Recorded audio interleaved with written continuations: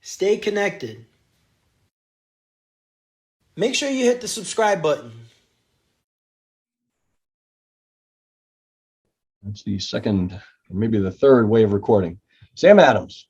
Alrighty. And I apologize for having my video off before. My spouse brought me dinner. I'm trying to not subject you all to that. Things have been quiet in the first ward. Haven't heard much from constituents about any concerns they have. One thing I did want to bring up, there were a couple, when I was walking around the ward and saying hello to residents, there were some concerns about speed on both West Main and on Madison.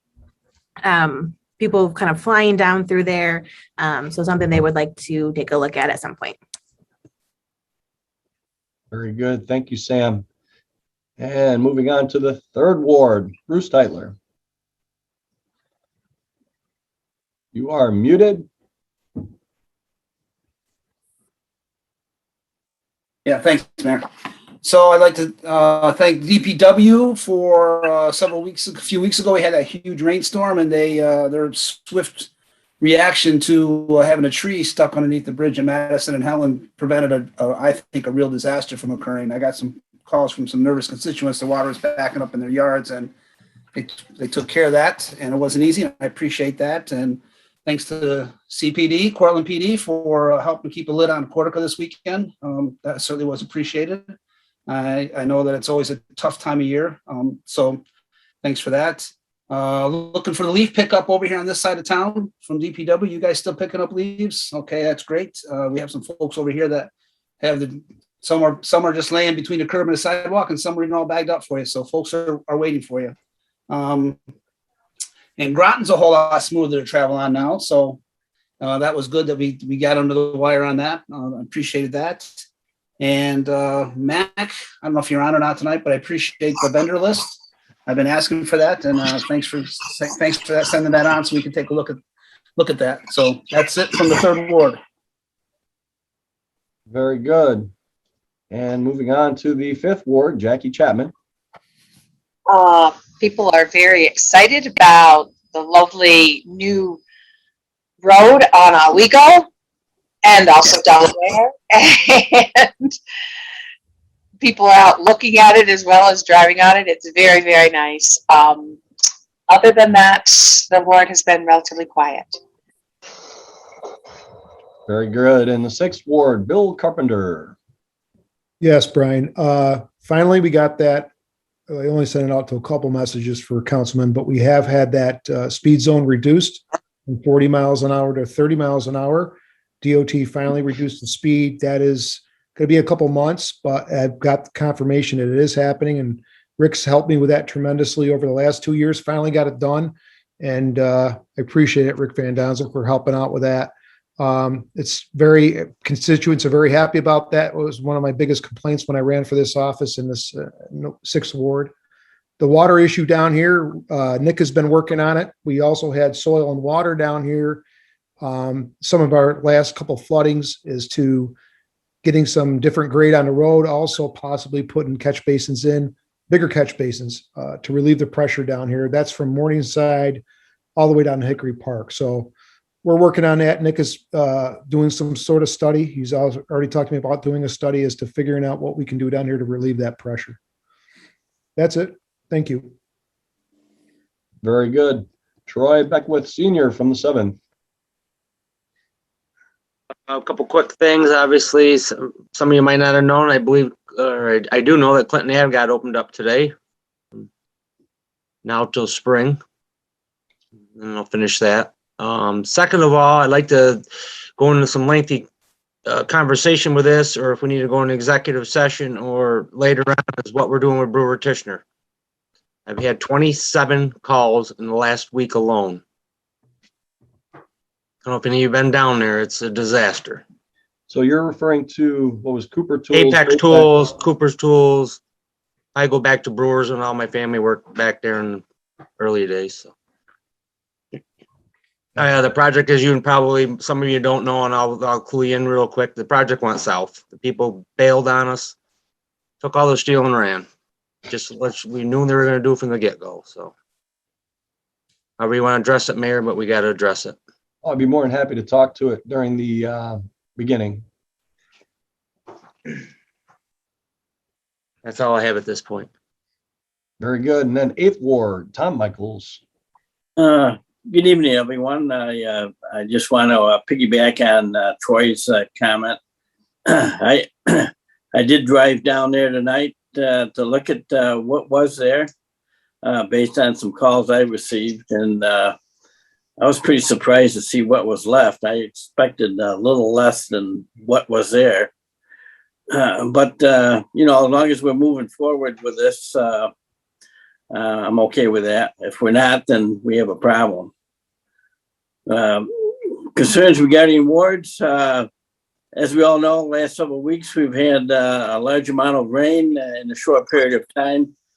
So we did have some flooding issues in some of the low-lying areas in my ward. We had a meeting with Nick and his department here about a week ago to kind of discuss some of these. Right now, what I'd like to see is that some of this American Relief funding gets put aside to do some kind of a study for both my wards and Billy's ward regarding these flood issues. Enough money to set aside for an engineering firm to come up with some recommendations, or getting soil and water more involved. So that's basically all I have for my ward report. Thank you. Very good. Tommy, Brian, could I say Yeah. something? Kathleen McGrath from Soil and Water has been working with Nick and I down here. So if you need her information, she's actually she's actually got maps, and she can actually come out and take photos of the low-lying areas on the streets where there's issues. She's doing her study herself out of that department. So I'll get you that information later. That sounds good. Thank you. Yep. Very good. And mayor's report. Let me respond first to Troy, the old building over on River Street.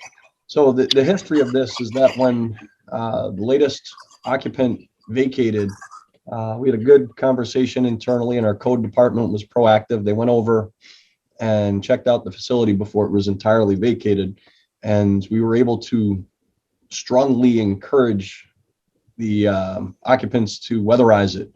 Otherwise, we would have probably seen some significant issues. There has been real challenges in terms of they sold the property, and there was at least one property owner that I think it's safe to say there were some real challenges in terms of what the city expected and where they would be. We've essentially held their feet to the fire. They've asked for some dispensation. We've not given that to them. We said, hey, you know, these are the rules. You need to live up to that. And the work that was done in terms of the tear down was not done by the city. That was a private company. Troy, I believe you're absolutely correct. I think they've gone and tried to get as much as they can in terms of scrap anything of tangible value. The good news is with regard to the buildings and remediation, the discussions that we have, I believe that we've, again, held their feet to the fire to make sure that the buildings were appropriately remediated. So there's concerns that I know all of our constituents may have, but we've been able to shepherd what is a private property as much as we can. So now the bad news is that they seem to have decided to potentially have moved on. And the bad news, good news is that there are outstanding taxes that are owed on the property. And I say bad news, good news, because I think that raises the question upon whether or not somebody's going to return. However, we've been keeping our eye on this, and we've had some good conversations with the BDC IDA. And should the property fall into the city's hands, we have a good partnership with the BDC IDA to potentially deal with the problems that we will encounter. So I know I can't give you everybody an answer that we're going to love to hear, because I do not see us being able to clean that site up this fall or this winter. But again, it is private property. We've held the property owner to a standard. And unlike some properties in the past that have fallen into disrepair, and then have been a drain on neighborhoods for decades or longer. I foresee this as going into development and being a good partner, the BDC IDA, that they will assist the city in terms of figuring out how to make this large, attractive parcel productive quickly. So Troy, I'm more than happy if you want to do a ward meeting. We can do it virtually, we can do it in person, and more than happy to answer questions, and we can pull in other people from the city as well. But like I said, we've shepherded it as much as we can, and we kind of saw the writing on the wall, and unfortunately, we might be, like you're saying, we might be where we don't want to be, but we are prepared for the eventuality where it falls to the city, and there is a good plan that the next mayor and council can discuss and potentially support. Part of having great partnerships and working well with others, we've been able to do some wonderful things. I'm going to ask council, in terms of agenda items, I have a message here. There's 3 grants on the agenda for the fire department, and we may have missed a 4th, and it's a resolution authorizing the fire department to apply for a regional FEMA AFG award for EMS equipment and training, and it's the amount of $450,000 with a 5% match. With council's approval, I'd like to add that to the agenda, and I would add that with council approval. Let's see, where are the other ones?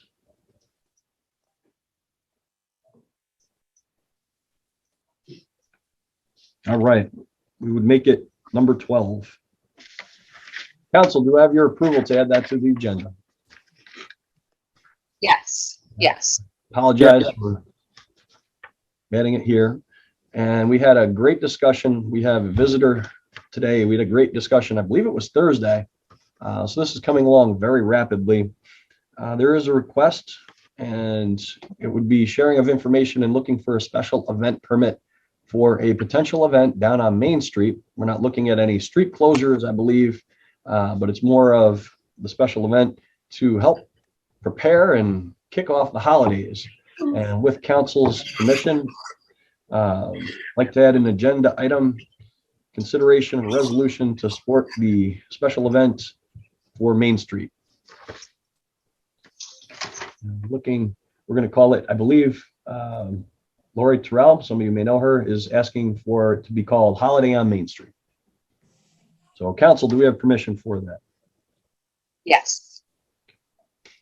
And with your approval, I'd like to make that number 3 after we get through the audited financial statements. If nobody says no, that's tacit approval. And 2 more things. One would be, oh, Tom Michaels. Hey, Tom, you had your turn. Yeah, well, I'm back. There may be a need for executive session tonight. I just want to reserve room for that. Be a personnel issue. All right. And there could be action afterwards. So request for an executive session regarding a personnel issue. And I believe I've had a conversation with a couple of you, but it would be helpful, I think, for me to speak with the group directly regarding contract negotiations for executive session. So we'll have two topics for discussion, and regarding contractual negotiations, I do not expect any action on that. But Troy did say that potential, and what are we calling it? Should I call it human resources topic? That's good. That covers it. Very good. Okay, does that meet with council approval? Yes. And for anybody that is joining us for the first time or not frequently, it is standard that any executive session items are added at the council meeting, and we do not put that on beforehand. Last thing I want to mention before I go on to a proclamation, I want to give a lot of thanks to Norm Stitzel, Gary Napier, and the other Vietnam veterans, Norm, Gary, McKinney Construction, who did the actual construction. Over in Courthouse Park on Veterans Day, there was an outstanding ceremony to recognize the rebuilding of Memorial Park. And the memorials were in rough shape, I think is a good way to put it. And the work that was done is absolutely fantastic. It's the appropriate way for us to recognize and honor our veterans who have unfortunately given all. And there was a couple people on social media that said thanks to me, and I completely have to shift the responsibility and the thanks, like I said, to the people that I mentioned, because I would go over there and I'd see Norm and I'd talk to the guys.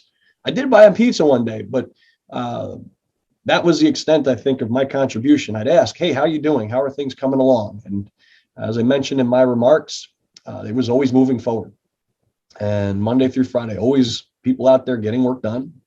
And it didn't matter if it was raining, they were getting work done. And my gosh, there was a couple of hundred people that were present for that on Veterans Day. And it was a very poignant moment, I think, for many of us. And I'll say publicly, I kind of hope that that is the last public speech that I give as mayor, because it'll be hard for me to top that in terms of things that are important to talk about. So big thank you to our veterans and to the people who really made that happen over there in Memorial Park. Hey, Mayor, so are we just gonna call that Memorial Park from now on instead of Courthouse Park? Oh gosh, I didn't just change the name, did I? I hope so. I think we should call it Memorial Park. It makes sense to me just to call it Memorial Park. Okay.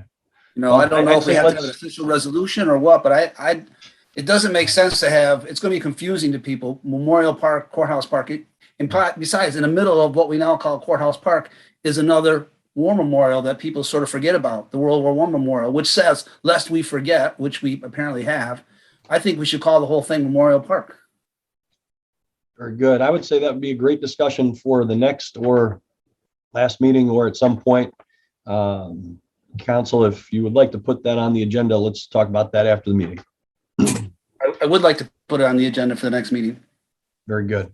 And quick plug, in terms of the funding, they were self-funded. They were very good about soliciting for and receiving donations, and there is still an opportunity. Unfortunately, I do not have the link here.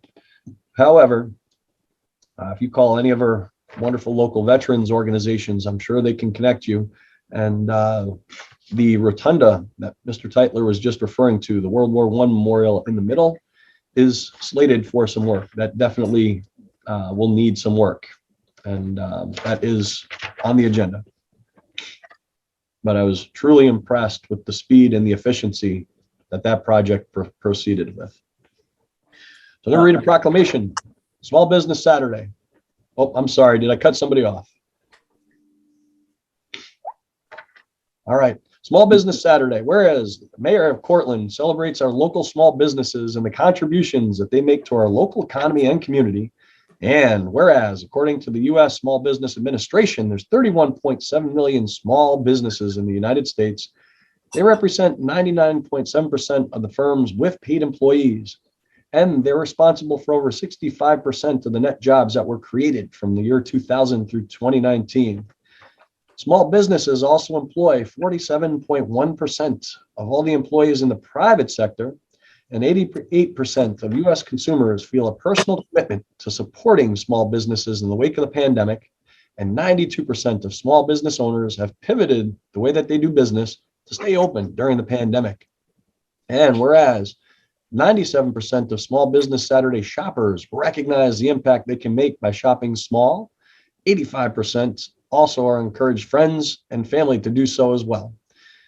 And whereas the city of Cortland supports our local businesses that create jobs, boost our local economy, and preserve our communities, and advocacy groups, as well as public and private organizations across the country, have endorsed the Saturday after Thanksgiving as Small Business Saturday.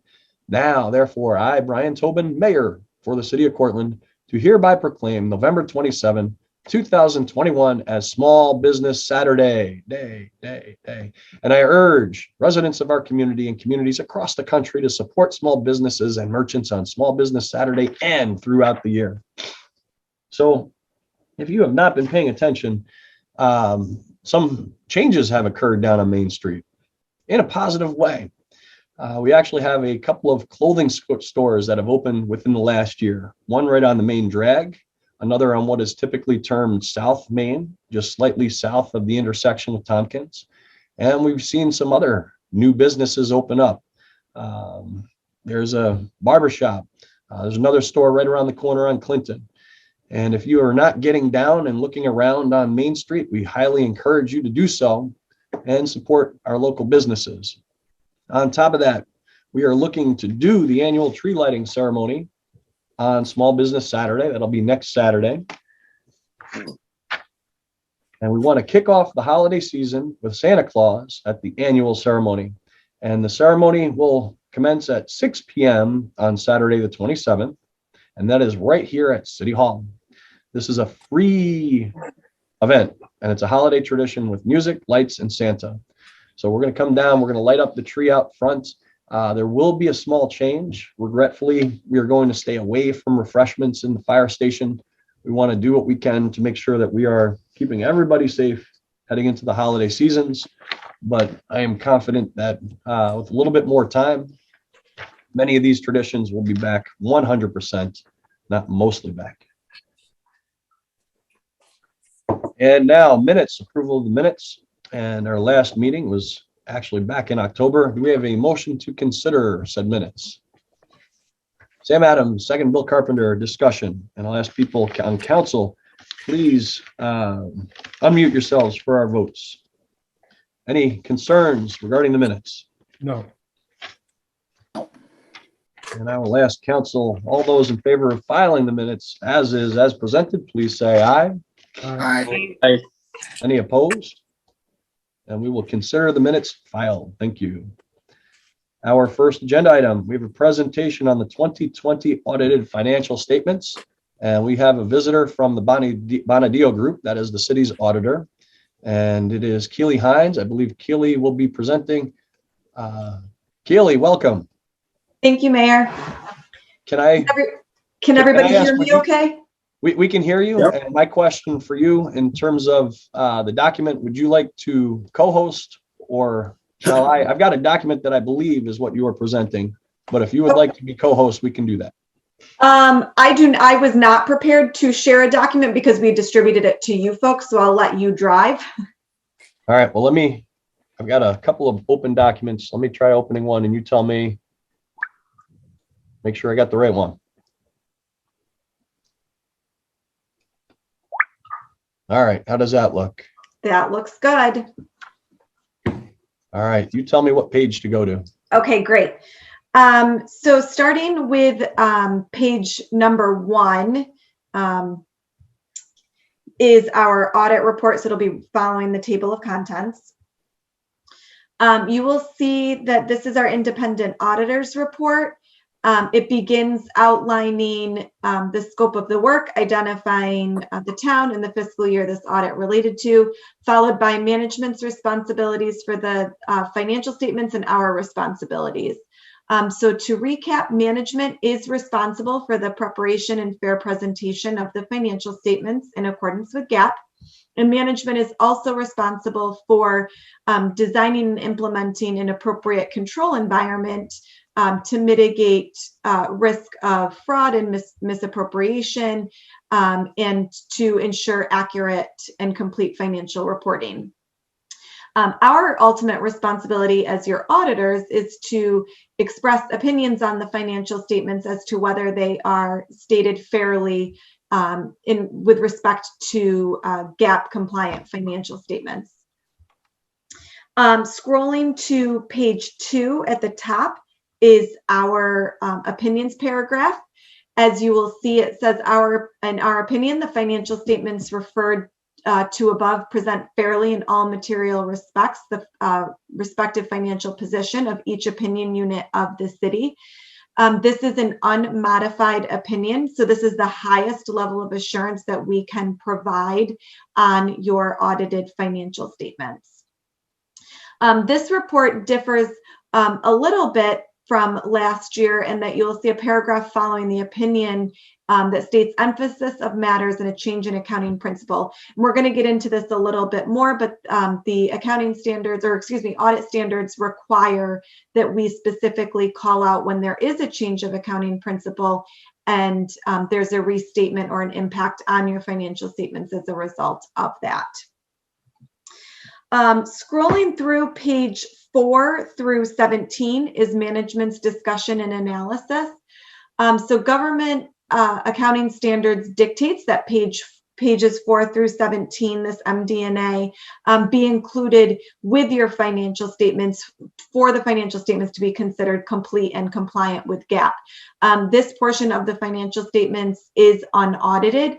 We assist management in some regards in terms of prepping and teeing up those figures, but really this is management's opportunity to outline some of the financial highlights and some of the matters that have taken place during the 2020 fiscal year in simpler, hopefully more digestible terms than the face of the financial statements. I encourage you folks to take a look at that on your own at a later point. Scrolling to page 18 begins with the, yes. In terms of financial highlights, the assets, deferred outflows, there's a couple of negative numbers under the first 2 bullet points. Can you describe why that is? So the assets and deferred outflows of sources exceeded its liabilities and deferred inflows. So the negative total net position is a figure that you will see at the bottom of page 18 on the statement of net position. So I guess before we kind of get too far into the numbers, what I want to do is just explain briefly what each of these financial statements that we're going to look at represents. So the first set of financial statements are for what we call the governmental activities. So it'll be your statement of net position on page 18 and your statement of activities on page 19. So those 2 financial statements encompass all of the activity and transactions of the entire city as a whole, with the exception of fiduciary transactions, of which we'll talk about later. So when you take a look at, for instance, your statement of net position, which folks often are more accustomed to the terminology of like a balance sheet, that statement of net position includes all long-term assets and all long-term liabilities, contrary to the presentation under modified accrual when you look at your fund financial statements. So the impact of that is, again, those long-term liabilities, which would include your compensated absences, your pension obligations, and your long-term other post-employment benefit obligations, that you net a negative $44 million of equity when you take a look at your assets minus your liabilities. This is a typical result for a government because those pension and long-term OPEB obligations are figures that are estimates, but long-term. They don't necessarily change anything for you folks on a day-to-day basis. You continue to pay those pension obligations when those bills become due from New York State, and you continue to pay those post-employment benefits for your retired employees as those become due. But a while back, the GASB said, that's great. However, you should have to pick up a long-term liability that is an estimate based upon a number of actuarial assumptions, such as mortality, discount rates, healthcare trends, a number of factors that then develops and calculates that long-term liability that ends up on the face of the financial statements. And again, this is just your government-wide full accrual financial statements. And the way that you operate on a daily basis, for instance, within your general fund, would continue to be reported as a pay-as-you-go. So to get to Mayor Tobin's question, essentially that's what's driving that negative $44 million in your statement of net position. As you had noted, Kaylee, this is something you normally see with other city audits? Correct. Yeah, a negative net position on your government-wide is typical in any government, much due to the fact that those long-term pension and OPEB obligations are typically rather large. Any idea at what point that we should be aware that we may be exceeding some limits? Not necessarily. And again, this is these, you have to remember that with these types of liabilities, you continue to pay as you go. So really, in the event that your post-employment obligations were starting to spiral out of control, you would see the impact of that, say, in your general fund, because you would probably be depleting your fund balance because you would be having to pay additional amounts to those other post-employment benefits. Okay. All right. Well, thank you. Yep. So, Mayor, if you don't mind scrolling to page 19. Certainly. So again, as I had mentioned, the statement of activities, folks often look at it as a profit and loss or your income statement. So on page 19, you will see the city's total government-wide expenses as well as revenues, with a change in net position about 3/4 of the way down the page of about just under $2.6 million. So this reduction in net position is really subject to fluctuation year over year. Again, your significant estimates that are in your financial statements are those items that are government-wide full accrual items. So for instance, your capital assets, the estimated useful life and estimated net book value of capital assets is just that, it's an estimate.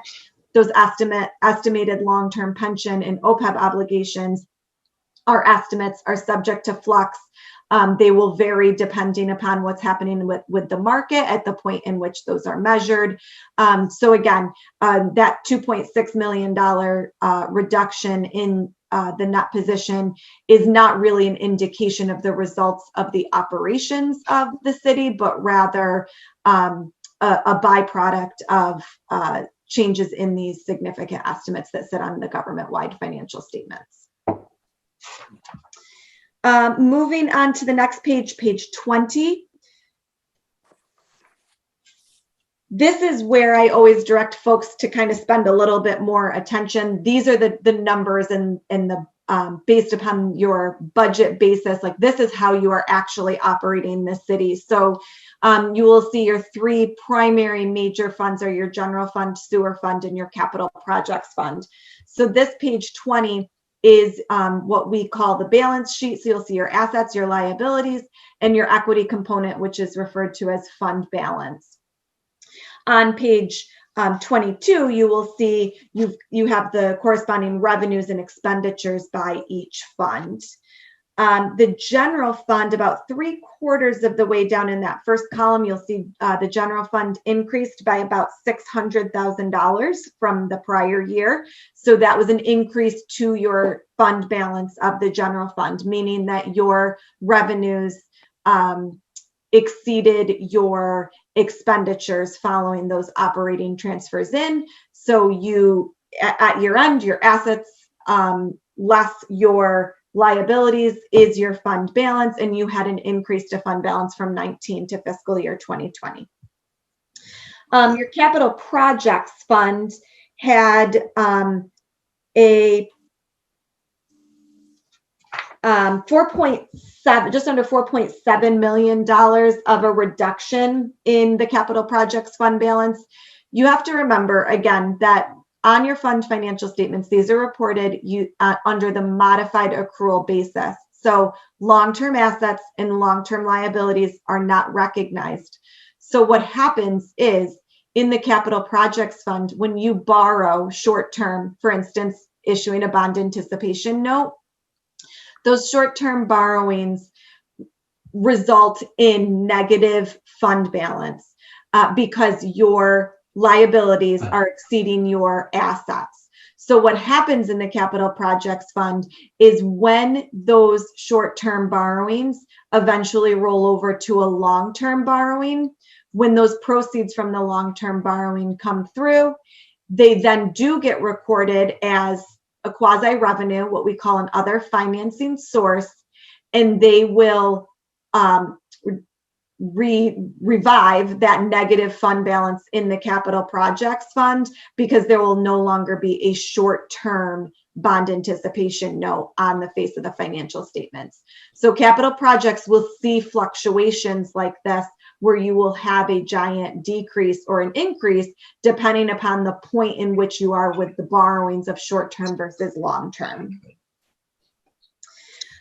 Page 21 and 23 are reconciliations that serve as a guide to get you from those fund financial statements to the government-wide. So for instance, it'll highlight the changes that have happened with capital assets, because that's a long-term asset. And when those long-term assets are purchased on the fund financial statements, they are simply recorded as expenses, but rather on that statement of net position, when we talked about your full accrual and full government-wide financial statements, those do get recorded as an asset and slowly expensed or depreciated over the estimated useful life of the asset. So those 2 pages would walk you through the reconciliation of taking you from what the total fund balance was of your funds to the net position of your government-wide. On page 24 is your fiduciary funds. As I promised, I want to just briefly touch on that emphasis of matters paragraph that I had referenced when we were looking at the independent auditors report. So again, to reiterate, when a new accounting standard is adopted and implemented, in the event that it is having a significant impact, such as having to restate the prior year financial statements, the standards dictate that we specifically highlight and call that out in our report. So that's what we were doing. The city was required to adopt GASB 84, which had to do with fiduciary activities. The GASB basically said that here's what's going to change in terms of your fiduciary funds. There's going to be a terminology change. So if you were to look at last year's financial statements, you would have seen terminology such as agency fund. It is now referred to as the custodial fund. You also would have noticed a much larger balance in that what was an agency fund versus what's in the custodial fund this year. And that change is being driven on the clarifications that the GASB made related to what meets the definition of fiduciary. So prior to GASB 84, the city at year end would have payroll withholdings for employees that were withheld as part of that last paycheck at year end, but was not remitted to third parties before December 31st, and in this case, 2020. So it was customary for governments to take that cash and stick it over in the agency fund to hold it there until those amounts were remitted. GASB 84 said, you know what, that's not really meeting the definition of what we intended to be fiduciary. This is really just funding that the city is holding, and it's simply a timing issue that it has not yet been remitted. So those balances now under GASB 84 are recorded in general fund at year end, offset with a liability. So the cash and the liability remain in general fund and no longer get moved over to the fiduciary funds, with the idea that the GASB is saying it's not meeting the definition of fiduciary. You're not really holding any assets or funds on behalf of a third party, for example, another government. So those are simply obligations of the city. It's timing, holds it in your general fund as a liability. As soon as you pay it out, you'll reduce that cash and eliminate that liability. The one thing that does remain in the custodial fund is dollars associated with the bankruptcies and tax redemptions. Those are remaining in what is in these custodial funds. And the reason that those did in fact continue to meet the definition of custodial is because those are dollars held for the school district and the county. So that's all that remains, and those payroll withholdings have in fact been removed, and that is to comply with GASB 84. A couple other items that I would like to highlight in your financial statements is all the way at the end on page 55. Footnote 18 and 19. Footnote 18, if you recall last year, there was a subsequent event footnote associated with COVID-19. This year's footnote, again, still acknowledging that COVID continues to be a national issue at this point. And in terms of what that final economic impact will be is still unknown at this point. So the purpose of this footnote is essentially to acknowledge what's going on and to just kind of say, hey, nobody really knows exactly when this is going to be over and what sort of lasting impact it will have on this case on the city of Cortland. And then there's a subsequent event footnote, and that is calling out that a serial bond was issued in April 2021, so following year end, just over $3 million. So again, like I had mentioned with regards to the Capital Projects Fund, in the 2021 financial statements, you will see that $3 million come through the Capital Projects Fund as an other financing source, and that'll continue, or rather begin to recoup that negative fund balance in the Capital Projects Fund with that long-term financing coming through. On page 57 is your budget to actual schedule for the general fund. Your revenues were under budget of your original budget by about $500,000. But your expenditures came in under budget by approximately 1.2 million of that original adopted budget. And if you look, that first column was your original budget, and the expectation was that you were adopting a balanced budget with no anticipated increase or decrease to the general fund, but did in fact increase your fund balance by just about under $600,000. And again, that was, although revenues came in a bit under budget from what was initially anticipated, expenditures came in under budget by an amount greater than that, which was driving that savings and that bump up in fund balance. Any questions on the actual financial statement before I move on to Section B with our additional reporting? I got a question for you, Kaylee. On page 8, can you blow that up? I can't see it too well. What page? Page 8, I can't, it's hard for me to see.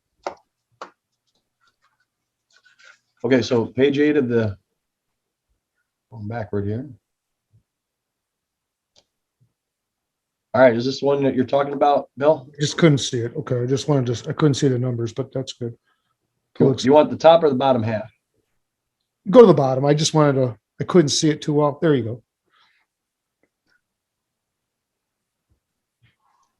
That's on top, Brian? Is that bottom? Pass those vision tests, right? Yeah. I'm good. Thanks. Sorry, Brian. say again, Bill? Is that the top or is that the bottom? That's the bottom. Okay. And there's the top. Okay. Yeah, council, as a reminder, you are more than welcome to ask questions. This is part of the process.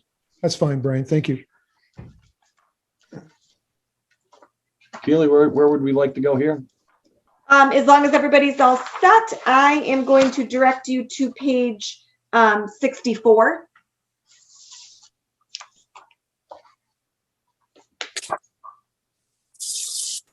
Okay, so in addition to our audit being performed in accordance with generally accepted auditing standards, the audit was also performed in accordance with government auditing standards.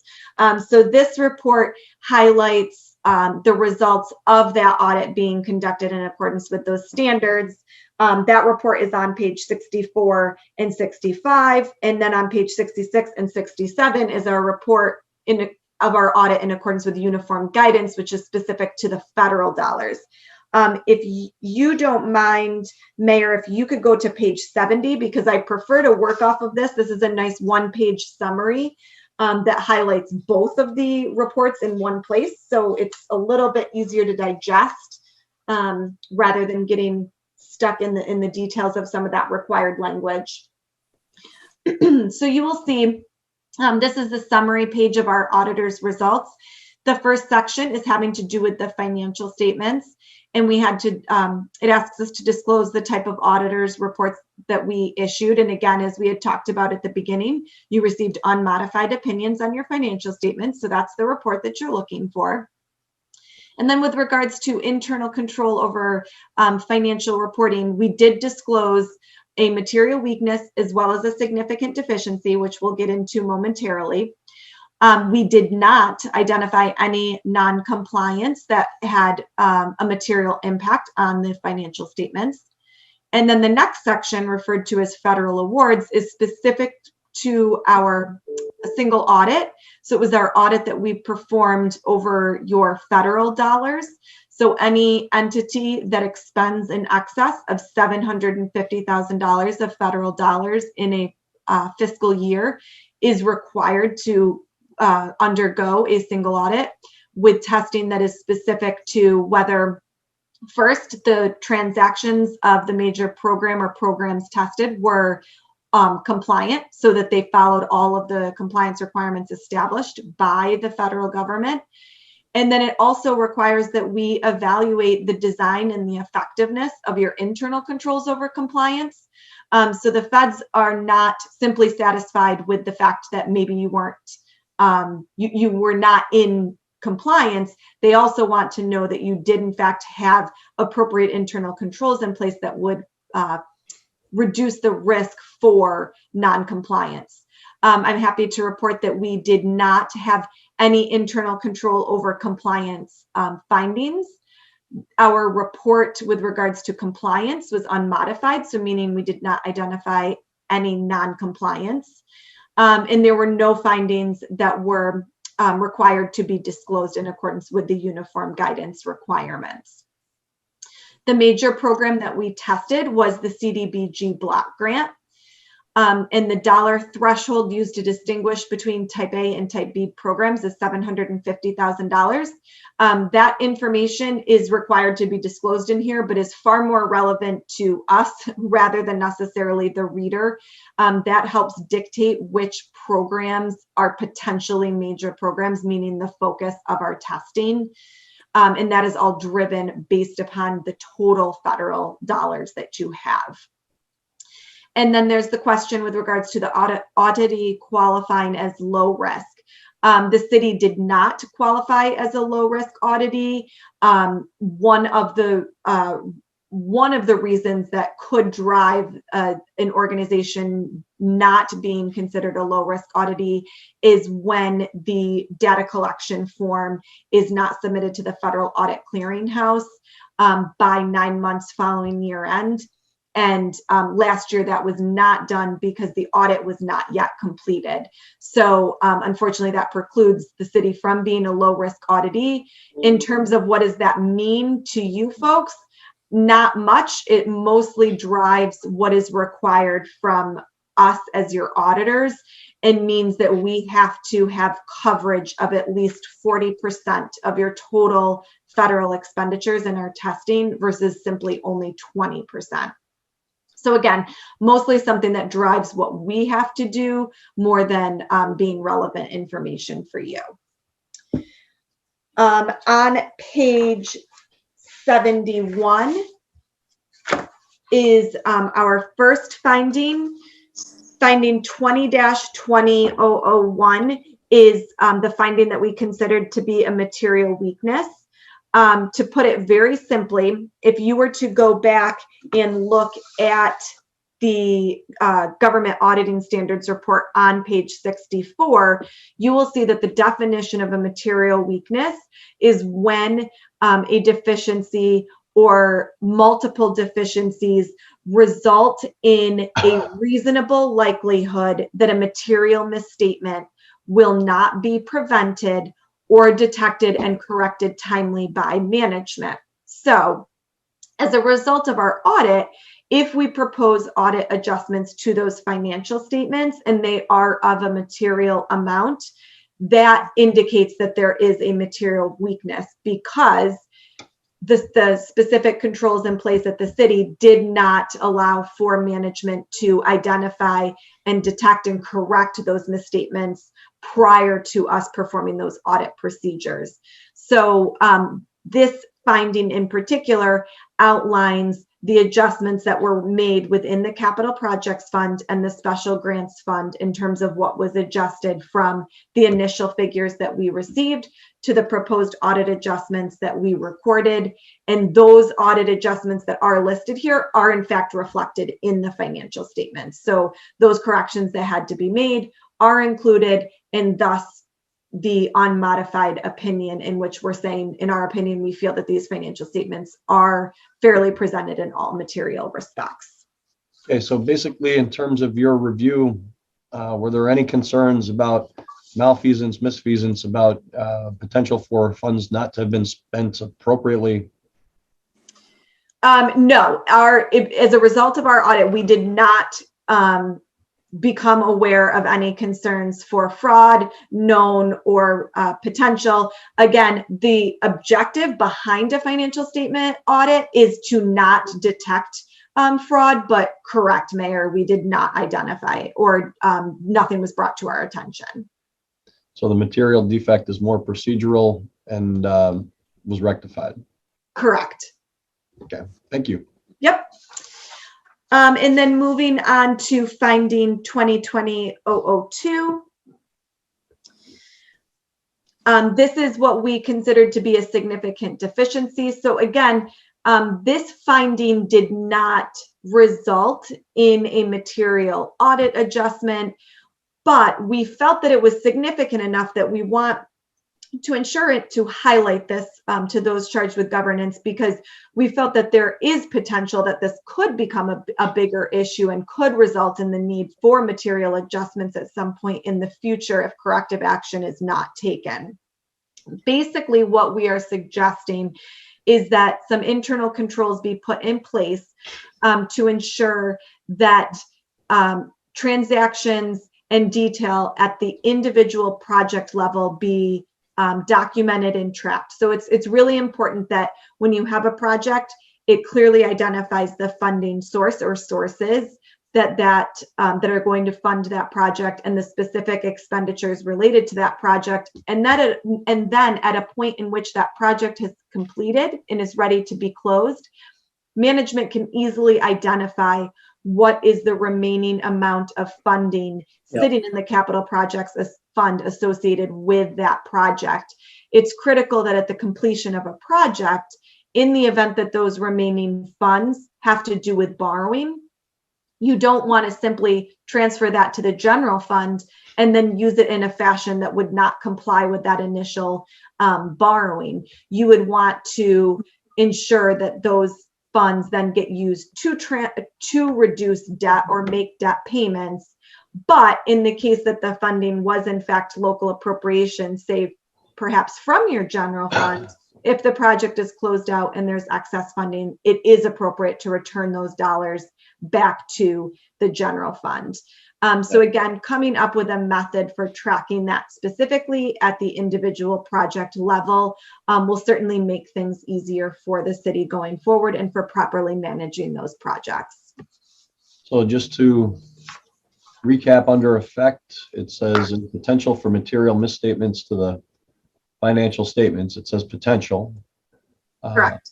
And it's a question in terms of some of the projects and the expenditures, whether or not they were accounted for in the same line in terms of the project. Correct. Really tracking that on a granular level on an individual project basis. Okay. And then city's response down low, city is implementing and integrating a capital project and grant administration software program to do what is being recommended. So we are in the process of rectifying that. And I think it's important to note that it says potential for material misstatement. And again, no misfeasance, malfeasance. Correct. Very good. Thank you, Keely. Any other questions before I just quickly walk you through a management letter and required communication. Council. How does this, I have a question. You folks must do a lot of these. How does this audit stack up with other municipalities? Nothing out of the norm. You know, every municipality is unique and is facing unique struggles, and sometimes those things happen with ebb and flow. One of the things that I guess we can kind of talk about right now is within our required communication, you'll see that under the difficulties encountered during the audit, we did just point out that there were some delays in receiving some of our requests from the city, which did in fact result in the delay in the completion of our audit. But much of that is, you know, surrounding the turnover and the change in employment that happens. And unfortunately, that's not uncommon, especially in government. You know, as we all are well aware, nobody can afford to carry a heavier workforce with the idea of succession planning or you know, be prepared for those departures in that way. And it often comes with then trying to catch up. And certainly there are a lot of challenges that came with COVID in the last, you know, unfortunately almost now 2 years. Yep. But, you know, that has impacted every part of the operations of, in this case, the city. So, you know, in terms of the results of the audit, there is nothing that, you know, we haven't seen. This is common. I do have some audits that don't result in any findings. I've had audits that have resulted in, you know, 8, 10, and 12 findings. So, you know, there's nothing here that I have not seen before. And if I can expand a little bit, Keely, I appreciate the fact that you talked about staffing. We had a management position. The individual retired. That position was replaced. We had another individual that had the opportunity to shift to another department from the finance department, and they did that. So there's a new person in that position that took place this summer. And we had a clerk's position in water sewer that was left vacant after we had a retirement last year. And there's a new individual employed in that department, and that came about this year. So what Keely was alluding to, we've had some major changes in terms of who is employed in the finance department. And it definitely, between that and the pandemic, slowed us down, and appreciate your recognition that we don't have a deep bench where, hey, well, somebody retires, you've got somebody that is trained and can just slide over. So while we were a little bit later than where we've been on past audits, Keely, what I'm hearing from you is that the liabilities that we have are pretty typical. You know, and those numbers sometimes look really big to people. But I like talking about the personnel. You know, our greatest value, our greatest asset is our people, and all of our people accrue vacation time, sick time, other time, and then there's retirement, and those then become liabilities for the city. So we see those liabilities. However, you know, our current employees, that liability would be if everybody were to retire or to leave the city's employ today, correct? Correct. And with those other post-employment benefit obligations, yes, basically what it's doing is saying, okay, here's what you have for a pool of employees right now, and here's what the projected payout is, given this is how long we expect people to live, this is how long we expect them to continue to work, consider any of that spousal or dependent coverage and those costs associated with it. So yes, it is, that number captures almost as if it was like the worst case scenario, this is what you would have to pay out. And the idea is that your long-term liability will be chipped away as time goes, but as long as you continue to award post-employment benefit obligations to new folks coming in, those individuals would roll into that number as well. So these are standard numbers that all municipalities have, and it's the cost of having people. Correct. Yeah. And in fact, if you chose to, for whatever reason, not record those post-employment benefit numbers, then you would be receiving a modified report from us, which, you know, actually we have some small village entities that have weighed that cost benefit analysis, that they are a really small organization and they say, you know what, we're not going to pay for an actuary to come in and do this valuation. We'll just have you modify your report that says, you know, everything except this is okay, but hey, there's likely a material misstatement because they did not record their post-employment benefit obligation. A government of your size would never elect to do that because you have far more to lose with regards to the type of report that you receive, and you would not be wanting to receive a modified opinion from us. So based upon our discussion this evening, I'm feeling very good about this audit. Yeah, and and I think that these are things that management can focus on going forward in terms of these adjustments, and we go through these with Mac and his group, and they are these entries are agreed to, and a lot of this is the result of those folks trying to catch up and be ready for the audit, and eventually we have to just start auditing or else we'll never get done. So when we identify those things, we share them with management. Management still has to agree and take responsibility for those adjustments. But again, in the perfect world, those would have been identified and recorded prior to us beginning and commencing our audit work. But, again, I think that these are corrections that absolutely can be implemented, and, certainly could be in a position where there would be no findings next year. Very good.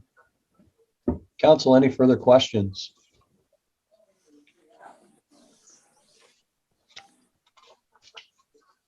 Are we okay if I stop sharing? Yep. You will see two other very small documents that I'll just briefly touch on, just that can jog your memory when you take a look at these. So we have the required communication that I had just mentioned to you, that essentially kind of serves as like a report card.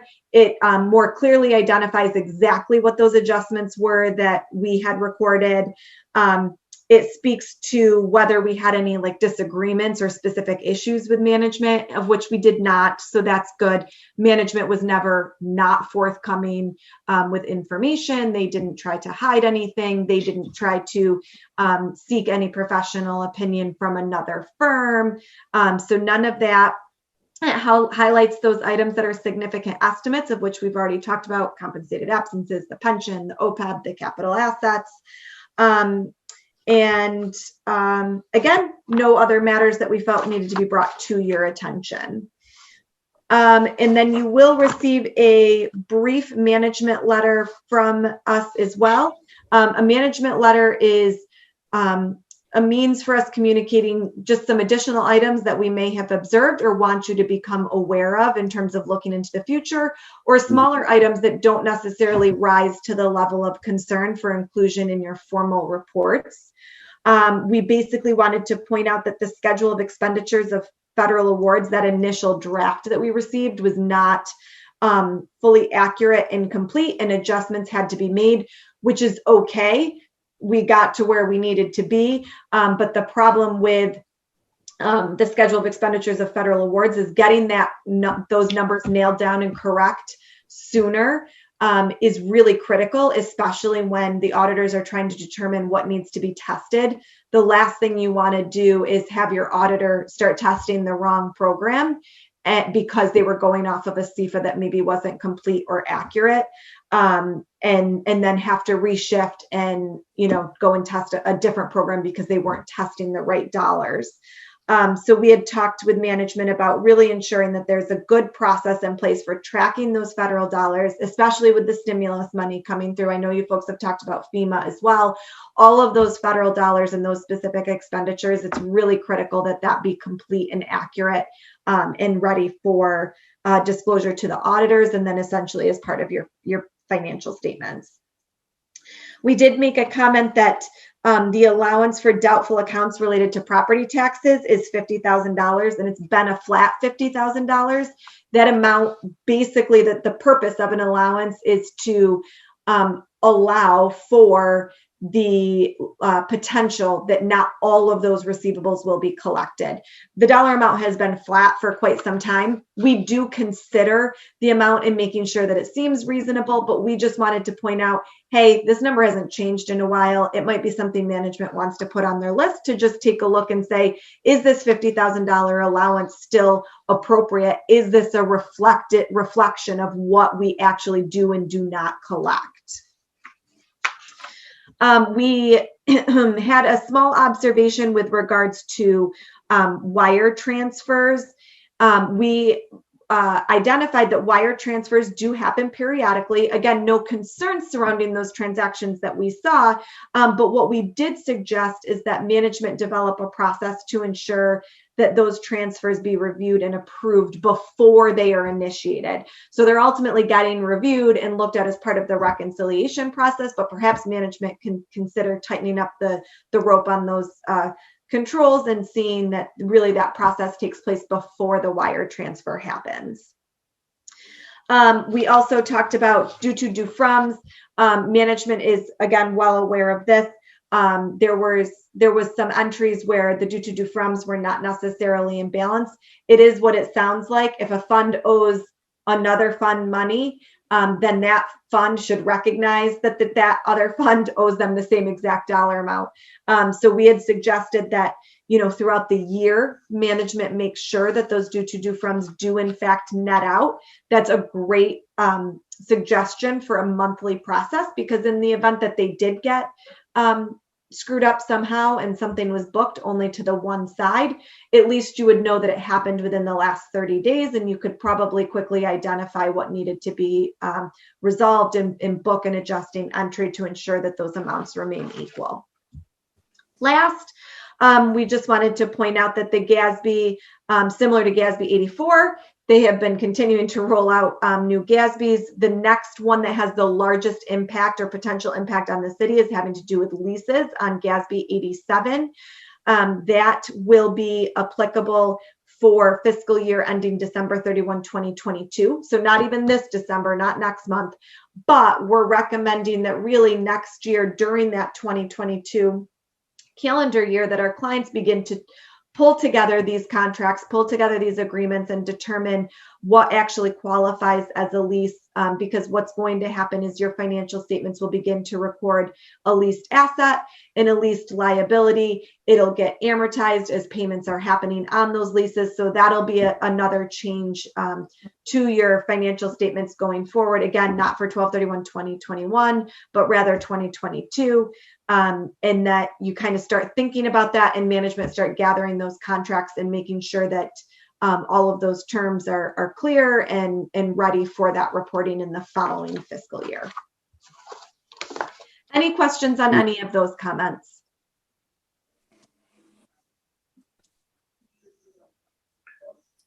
You did a very good job explaining everything. Great, thanks. And thank you to management. Again, I know it's been a rough couple of years. This has been hard for all of our clients. We appreciate management's willingness to help us through this process as well. So thank you, and thank you for the time this evening.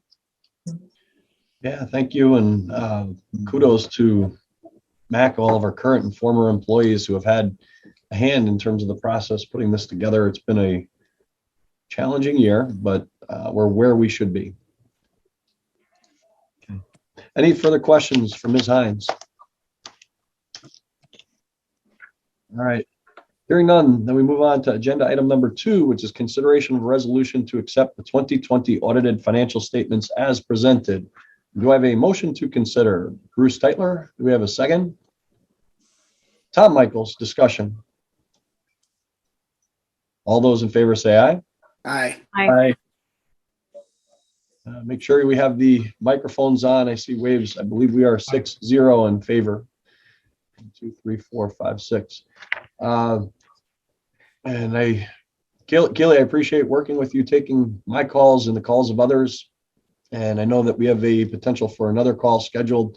I want to give the incoming mayor and potential council members the opportunity to see this up close. And I know that's in and above what we traditionally do, but we want to make sure that we have a seamless transition from this year to next. Absolutely. Yep. Keep us posted, and we will plan to have final PDFs of these documents to you, or to you folks. We'll share with the mayor and Mac tomorrow before the end of the day. And then we'll get some hard copies out for you folks as well in the mail. Wonderful. Great. Thank you so much. Have a wonderful evening. Thank you, everybody. Yes, Thank you. thank You as you. well.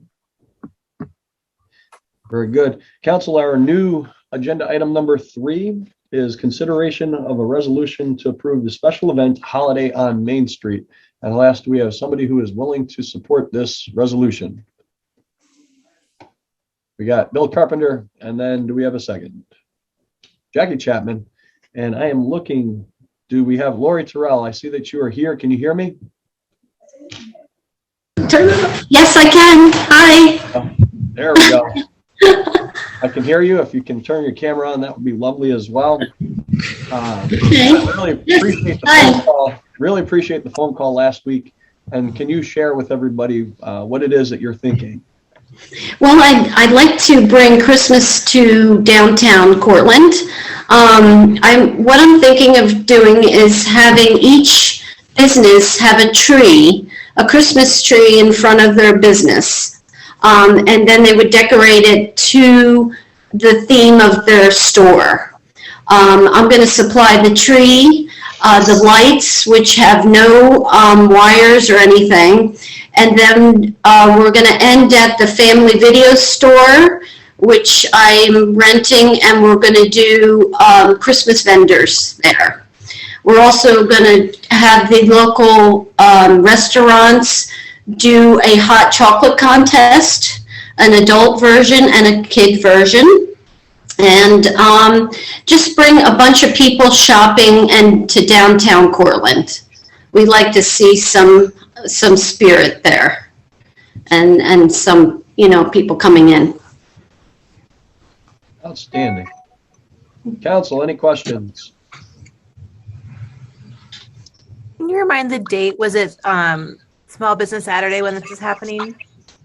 This is happening the second week in December. Oh, okay, later on. And the third week too. It's the second and third, and we have to get everything together, Yep. So this would be, I see you put down Friday the 10th, potentially at 7 p.m. and then Saturday the 11th from 10 a.m. to 2 p.m. Yep. Mm-hmm. Council, questions? So I guess I have a question, Mayor. Yeah, sure. Is this, are the trees, I'm just trying to think how this is going to work. The trees going to be outside the businesses or inside each business? The trees will be outside the businesses, yes. Okay, so are these going to be real trees or artificial trees? They're going to be real trees. They're going to be either solar lit, or they're going to be battery operated.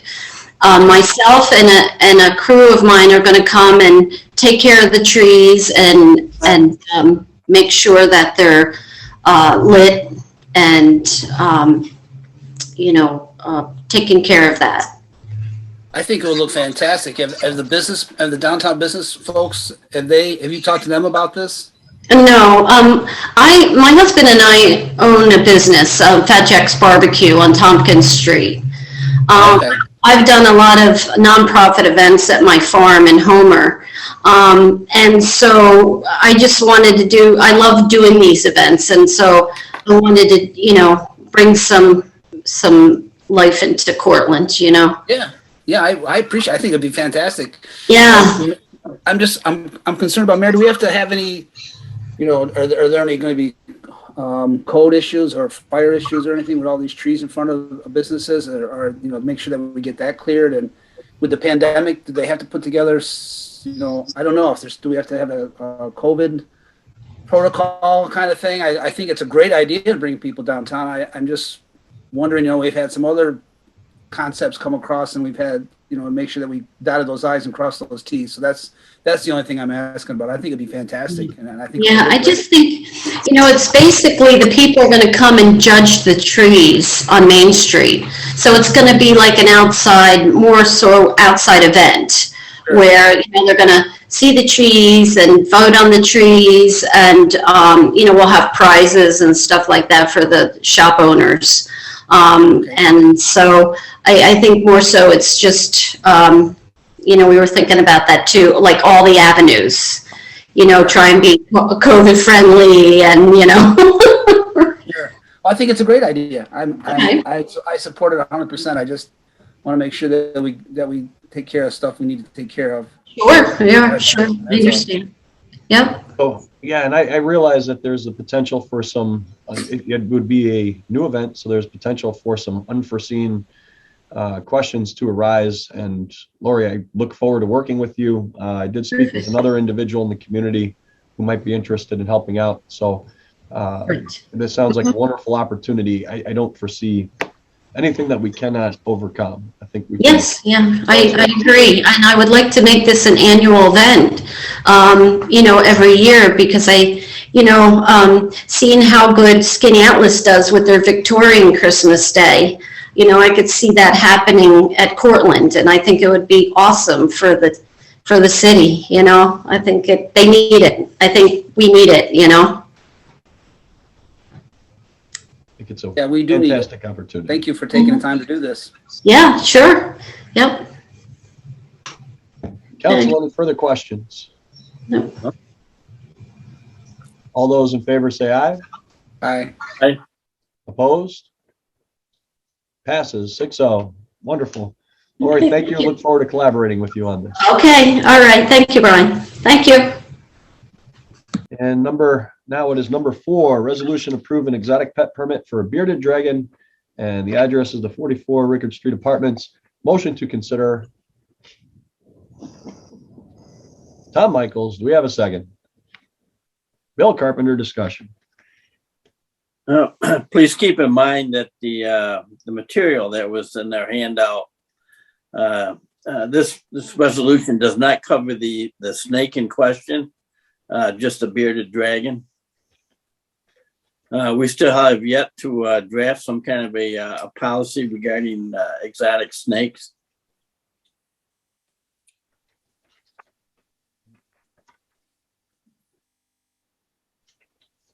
Very good. So this is for the bearded dragon.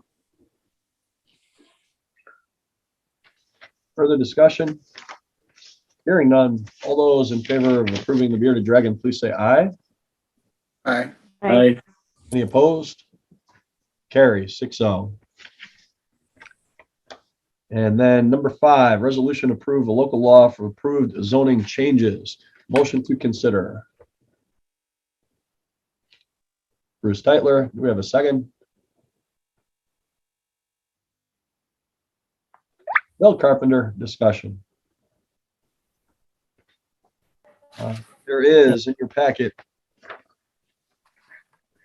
I have some. Go ahead, Jackie. You had your hand up first. Okay, no, go ahead. I had some questions, and our colleague Katie, who couldn't be here, had some questions too. So I'm sort of going to mix and match here a little bit. I think the first question I have is, Bob, I see on section 300-114 ground signs. Why do we want 2 of those signs on each property instead of just 1? Especially in R1s. I mean, it seems like that's going to distract from the integrity of the neighborhoods. I thought we were trying to reduce signs, not create more of them in the ground. Okay, I have no compelling need for this. I thought that's what people wanted, but it's up to you, really. Then I would suggest we just keep it 1. I mean, the other signs, the political signs, they disappear shortly after the election day. But you're talking about things in ground, are going to be there a little more permanently. So I would suggest we just keep it as it is with 1. Thank you.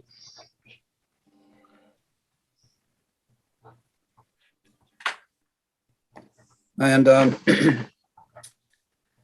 noticed on Hang on, Bruce, I don't- is that officially, you want to strike 300-114 from sign type standards?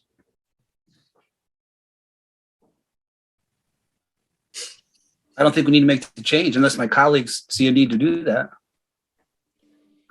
So I believe we can entertain a motion to amend what is present. We need a motion and a second to eliminate 300 the proposed change for 300-114 sign type standards in residential. Yeah, I'll make a motion. And second, Jackie. So a motion by Bruce Teitler, second by Jackie Chapman. Discussion. All in favor, say aye. Aye. Opposed? Carries. So 300-114 comes out. All right, Bruce, go ahead. Sorry about that. I'll just go for a couple now that other people jump in and I can come back to stuff. I don't want to dominate the conversation. On page 57, section 300-83 off-street parking permits. I'm just wondering why. I don't really have a question with it. I guess I'm not really sure why we're gonna, eliminate the maximum number of parking spaces not to exceed 110% of the requirements. Is that addressed someplace else? Is that why we're getting rid of that? Well, that is something we didn't have in our last code. And what it is saying, essentially, in a single family residence, you're required to have 2 spaces. If you can only have 110%, you can only have 2 spaces. And most single family houses have more than 2. Okay, I understand. And that brings me down to the next one then, where it says, and this is one of Katie's questions, section 300-83 required parking for single family dwellings, 2 per dwelling unit. And I thought she made a good point. Does that mean if you have, are we talking dwelling unit? Are we talking a house then? Is that what you're talking about? Is that what that is? No, a dwelling unit could be an apartment. Or Okay, it could so be she a wants to know if she has a 4-bedroom house. Does that mean they have to have 8 spaces? Oh, no. A 4-bedroom house could be a single family residence. But if it's a 2-family residence, that would be a 2-unit house. So they would be required to have 4 parking spaces. Okay, all right, that clarifies that. Okay, But your question is, I'm looking at the document that's in the package, the analysis from the county. What does that relate to? Or did you just have a general question about parking requirements? I just had the general, I just pulled off I just printed off 2 sheets of your suggestions, that's all. And I just had some questions on that. So I think that that pretty much takes care of my questions. Okay.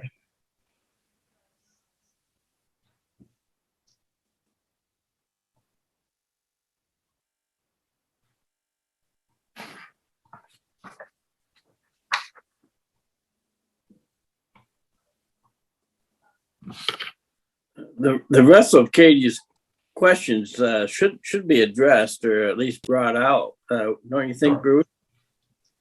Yeah, I think so. Yeah.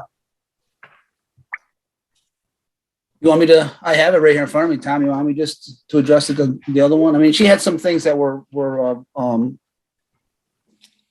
300-114B, the word sign needs an S. So some of this was just editing. Okay, but that one came out, right? She said on the table, page 26, the table 300-22 allow outdoor entertainment in the central business district. And her question was, do we want to specify hours?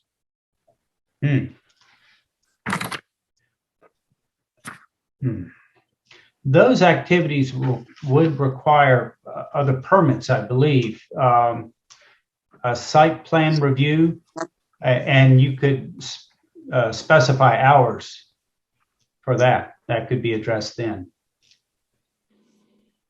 Say that again, Bob?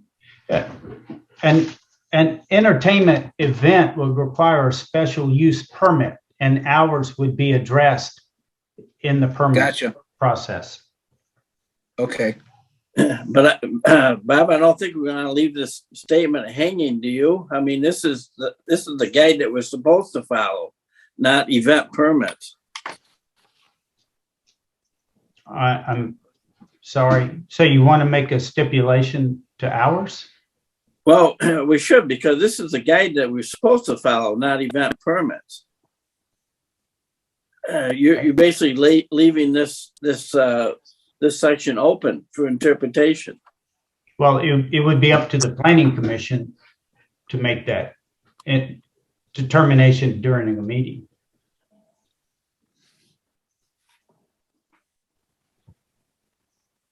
And in fact, I don't have access to the whole code right now, but we could require special use permit.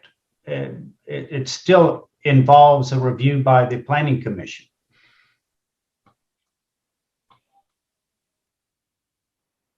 That way they would have the availability of different hours for different events.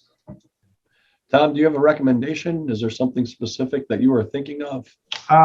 Well, during the process of a special use permit, the effect of the neighborhood, that's our primary objective. So it would be addressed. Hours would be addressed. I thought it would be addressed that way.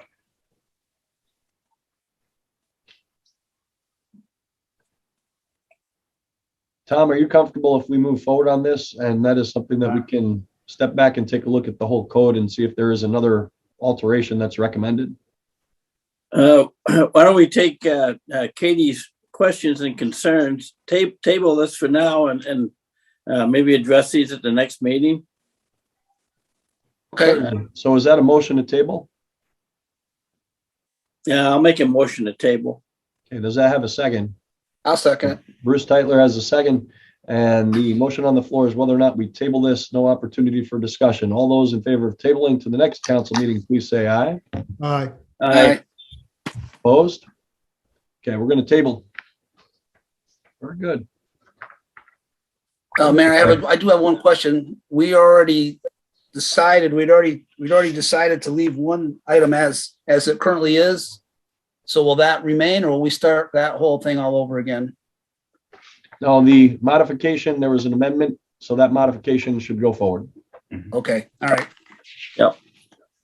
Very good. Number 6, resolution approve local law amending Article 6 overlay districts 300-61 floodway zone district. Motion to consider. Bill Carpenter, second. Bruce Tytler, discussion. Is Rick present tonight? Yes, he is. He's waving. Rick, do you want to touch upon this? Sure. We had a particular application that resulted in some considerable discussion and thought.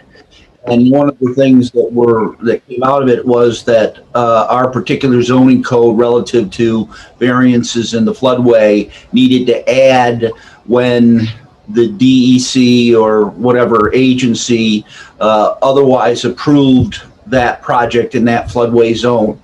So we're adding this so that there's clarity in what reasons could be used for the variances. This is also part of help me out, Bob, is it the ZBA or the planning board that's considering it right now? Yeah, the planning commission does. Yeah. So that they want us to consider whether or not they want to see us act on it, so that they can then respond to it, saying, you know, okay, we now have this rationale and reason in the zone or the zoning code for approving this project.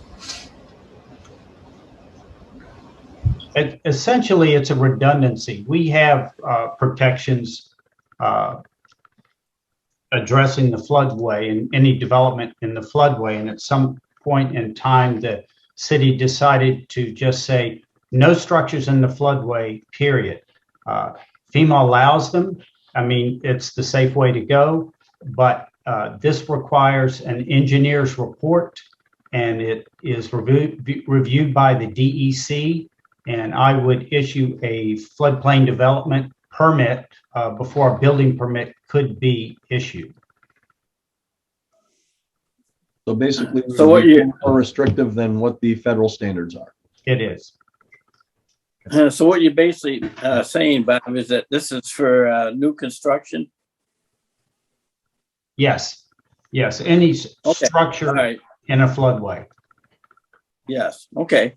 Thank you. Isn't this where we thought if the DEC thought it was okay, then why would we step in somebody's way? Isn't this the same issue here that we Correct. talked about? Okay. Mhm. All right. All those in favor say aye. Aye. Aye. Opposed? Aye. Carries. Very good. And it does have support from the county planning.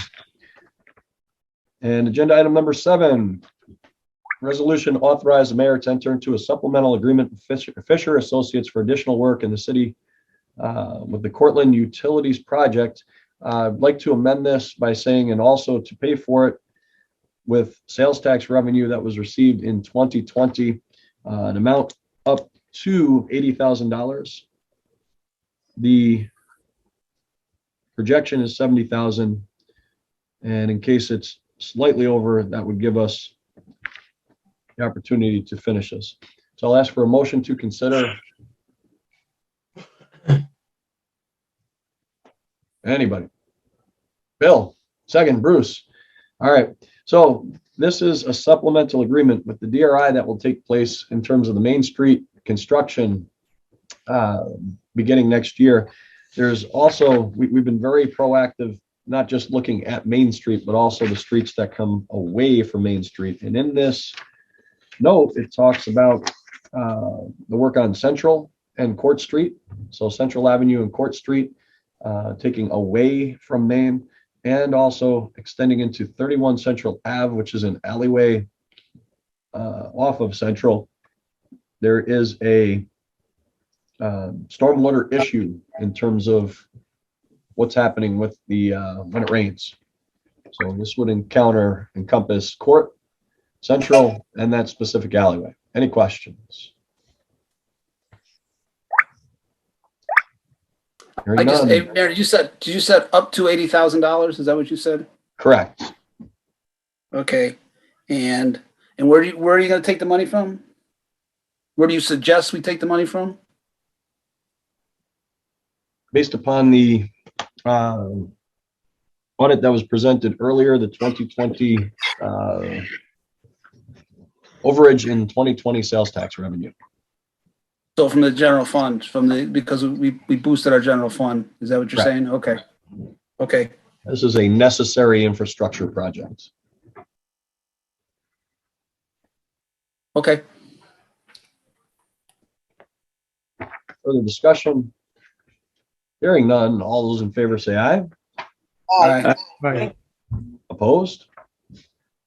Carries.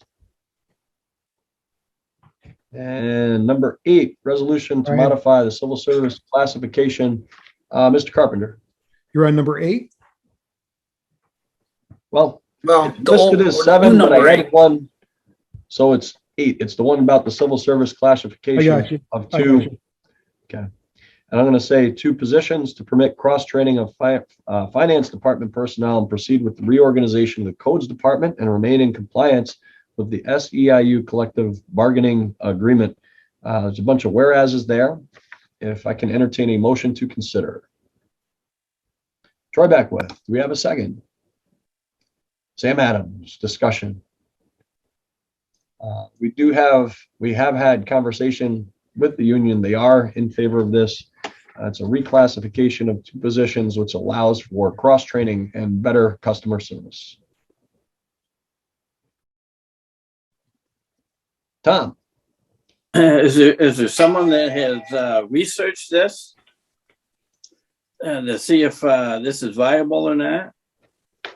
Did anyone reach out to our county representative regarding HR? Yes, we have, Tom. Yeah. So This has there's, been cleared through Lori Gross at the county civil service.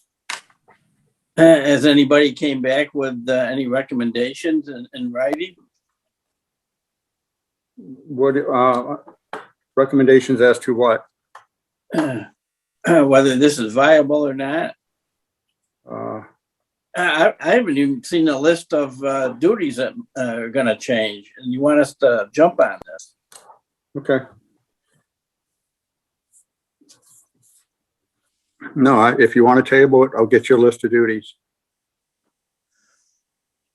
Yeah, I think that'd be the appropriate thing to do. No All right, problem. so there's a motion by Tom Michaels to table. Do we have a second? Troy Beckwith.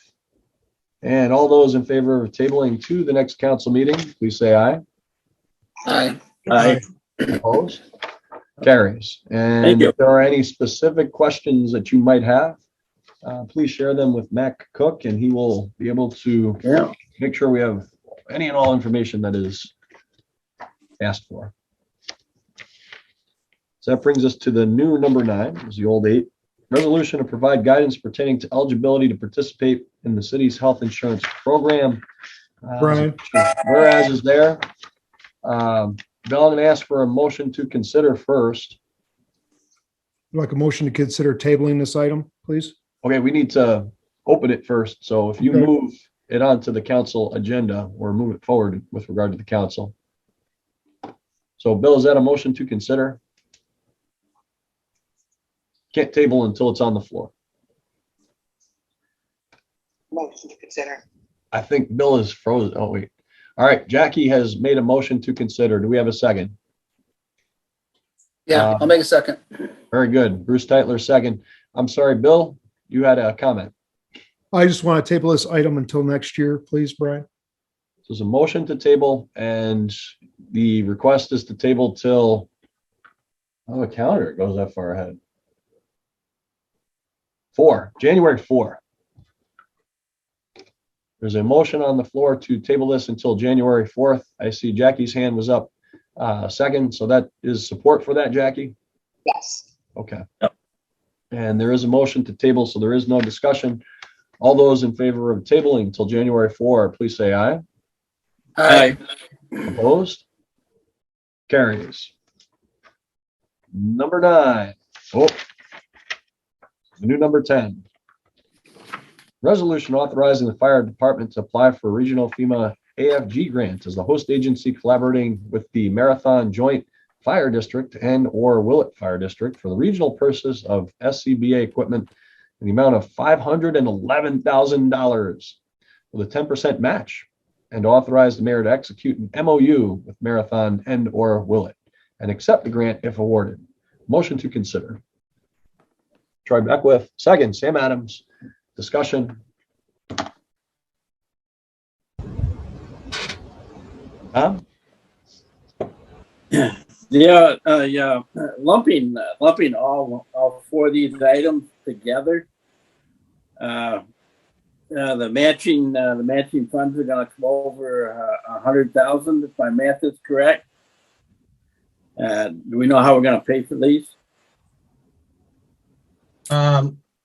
Well, I guess what I would say, Tom, is the match would be over $100,000, but it would be almost $2 million worth of equipment that we desperately need. I think the chances of getting all 4 of these is very low.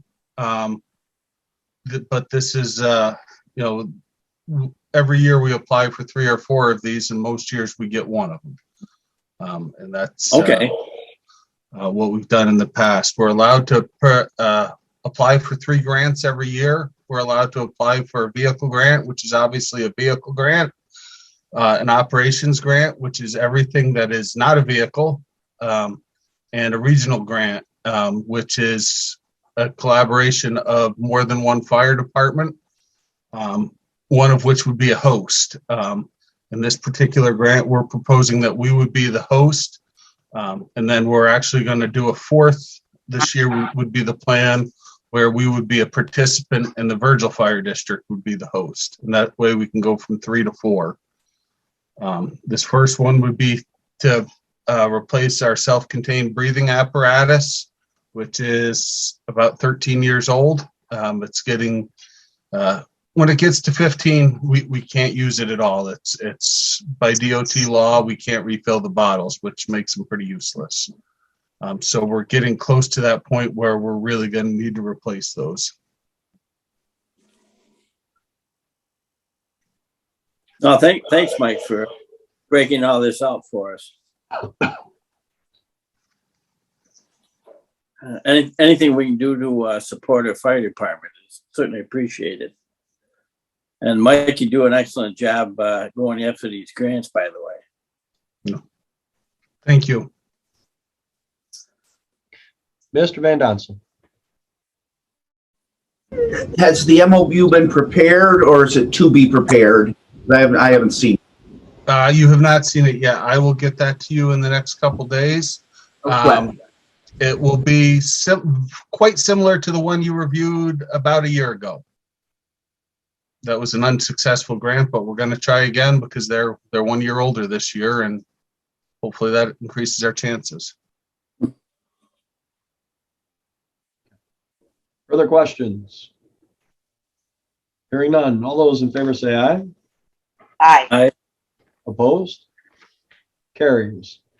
And then number 11 is a resolution authorizing for the fire department to apply for a FEMA AFG grant for the purchase of a replacement fire apparatus that would serve the function as a fire engine and aerial, replacing two 20-plus-year-old pieces in the amount of $750,000 that requires a 5% match. Motion to consider. Troy Beckwith, second. Sam Adams, discussion. This would be to replace our 1998 engine, and I think it's a 1993 reserve ladder truck with a single apparatus that would be a what we call a quint, which would be a ladder and an engine.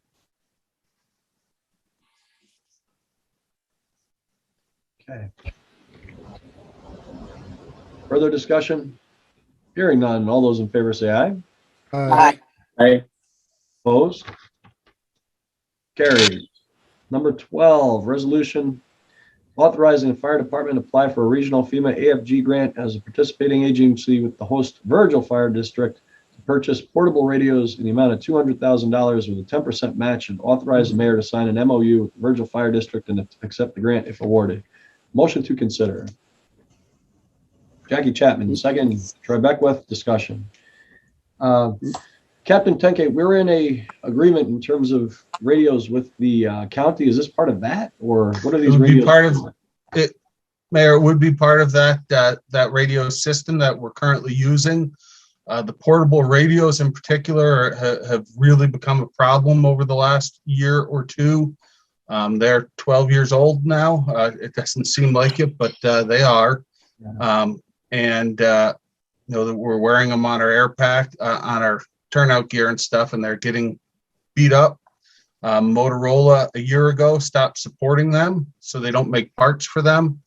At this point, we're where we are cannibalizing one to make another one work, and that's at the point we're at.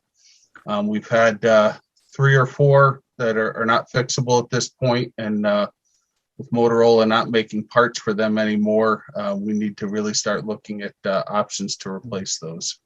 So my recollection, years ago, the county redid the sales tax distribution and they put money towards the radios, ostensibly because this was important. Has there been any conversation with the county about looking to use sales tax money that was previously used for the radio system to go towards replacement for these radios? I have not heard that. This is very similar to the same grant that we did 12, 13 years ago, because a large amount of the portables at that time were purchased through a regional assistance to firefighters grant, and identical to this, where each of the departments paid a portion of the fee to do that. Right. So the county went to the system, they paid for the towers and the big things, and we were all responsible for the radios.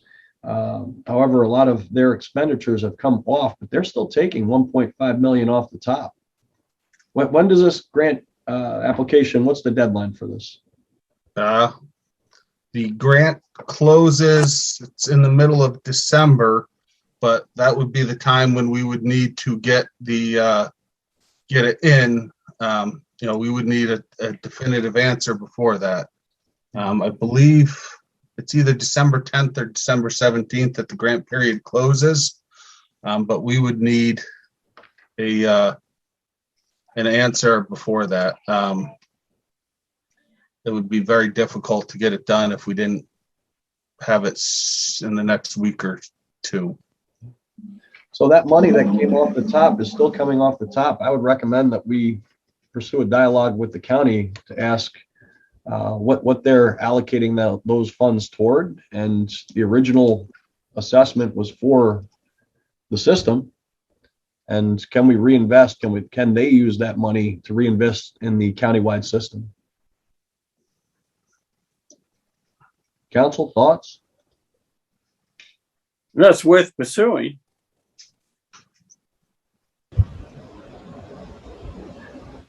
Well, if there's general agreement, then we can entertain a motion to table this to the first meeting in December, and I would be more than happy to make a call and ask for some help in terms of this.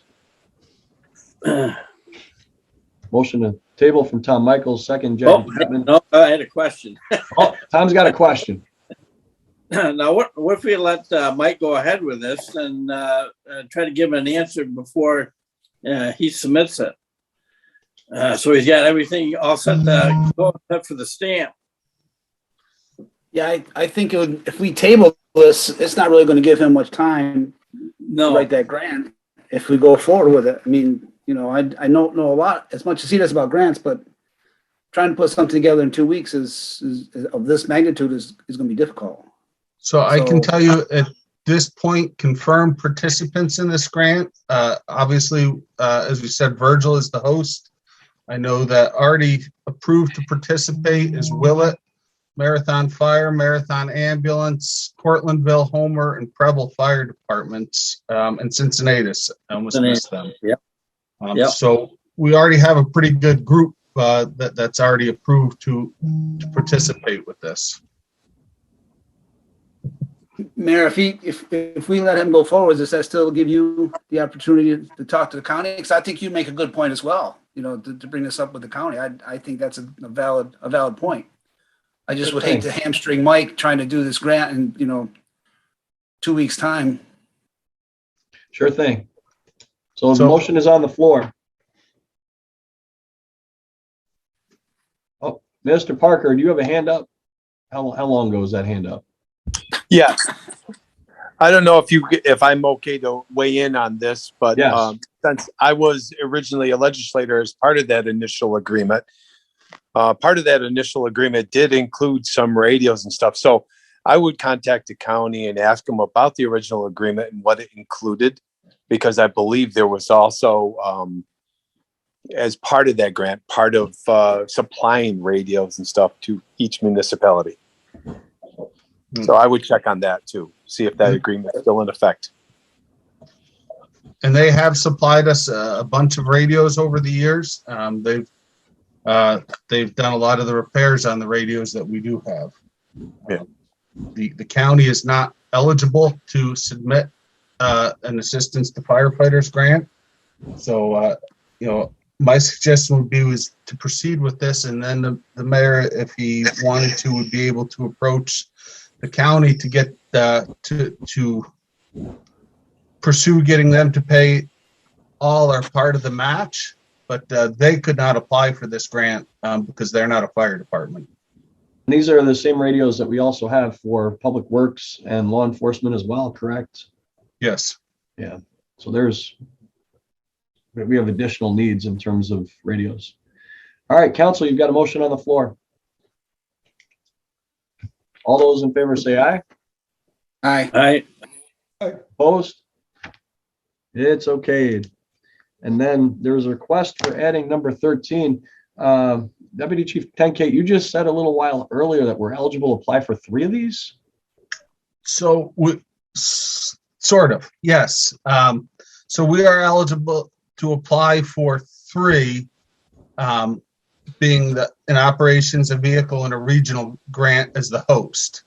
The way that we're applying for a fourth is the one that we just discussed. We're not going to be the host. Virgil Fire District is going to be the host. So that doesn't count towards our 3.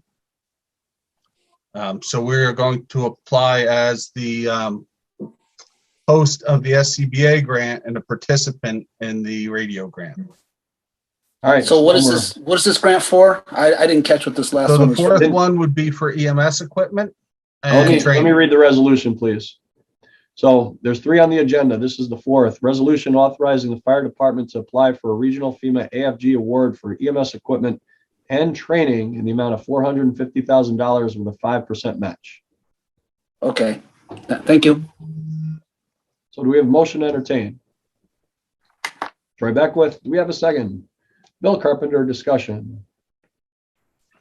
All those in favor say aye. Aye. Opposed? And it passes. I just would like to take a minute, if you don't mind, Mayor, to thank the fire chief for not being available when we have 8 items on the agenda. That was very considerate of him. Very good. Number 14. He's a giver that way, Mike. I'm going to keep this show on the road. Number 14, presentation on the Code and Buildings Department. This is being brought forward by Corporation Counsel with assistance from Deputy Chief Tenkate. There's been meetings, several meetings with Corporation Counsel, the Deputy Fire Chief, and Captain Derek Reynolds, myself, Alderman Tytler, and the goal here, the potential restructuring of the Codes Department into what we could call a Buildings Department. So, Mr. Van Donsel, take it away. You're muted, Rick. This is consistent with our discussion with the fire department and our collective bargaining agreement, and is consistent with the presentation I made before the council when we approved that CBA. What is going to be proposed and what you'll be receiving very shortly are 3 different job descriptions for that particular position. The first position is the person that's going to be in charge of the Codes Department, and we are proposing that person have the credentials of an engineer. That job description is being considered by the county personnel right now, and I will get to that to you as soon as they get back to me with any proposed changes. The second position is of a code enforcement officer, and we'll be proposing that there'll be at least 2, likely part-time, and they will be in charge of things like permitting, plumbing, and some specialty tasks. The third job description will be a somewhat of a combination, multi-layered position that will have the qualifications of either a code enforcement officer or alternatively what is called a code compliance technician, which is somewhat of a second, maybe a primary position before someone might become a CEO. Those positions we're going to be proposing at least 3, and that will be to handle complaints on the street. Their job will be more of a patrol position, hopefully being far more proactive. We're going to be using the institutional knowledge of Deputy Chief Tenkate and Captain Reynolds and others to kind of settle where those CEOs and CCTs will be operating, with the hope that the familiarity of a particular district, the familiarity with the council person in that particular district will work to kind of help where things are.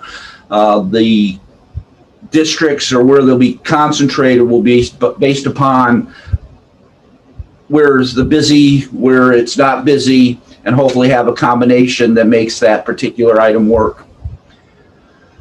So in the next, I'm hoping before Thanksgiving at least, we'll be getting you those job descriptions, and that will complete our sort of portion of the agreement that we've made with the fire department.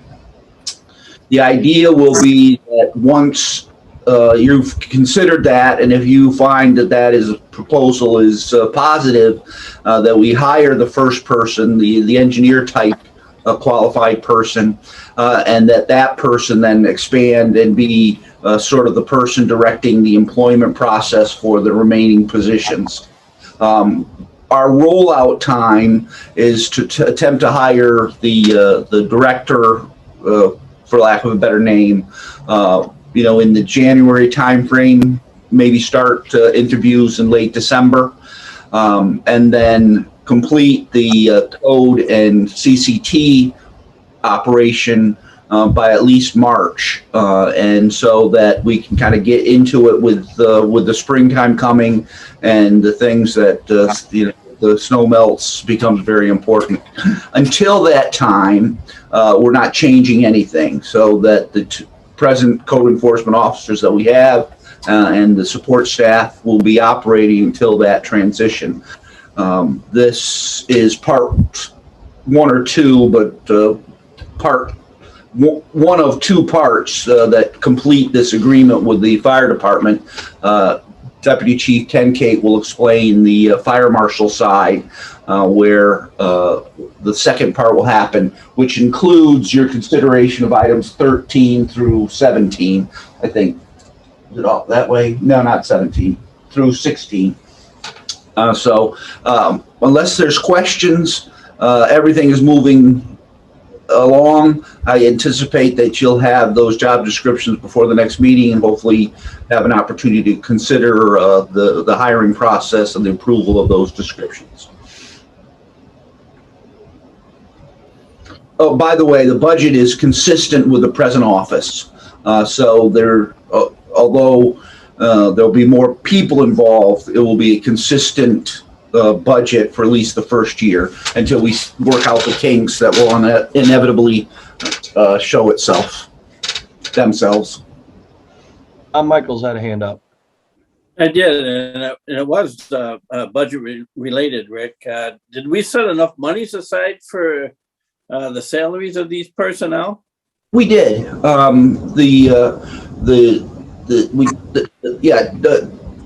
Deputy Chief Tenkate did a budget analysis, and we're not proposing to go over that particular budget proposal that you have in front of you right now.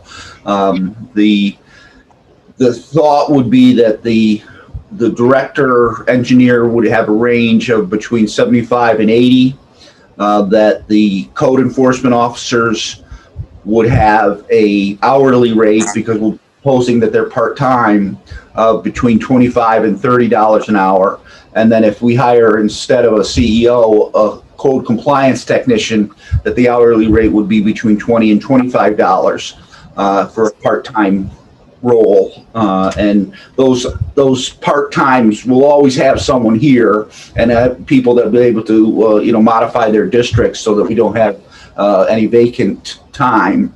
Yes, we have considered what the present budget is for the codes office and have applied it to the building's proposal, and we're very consistent with that.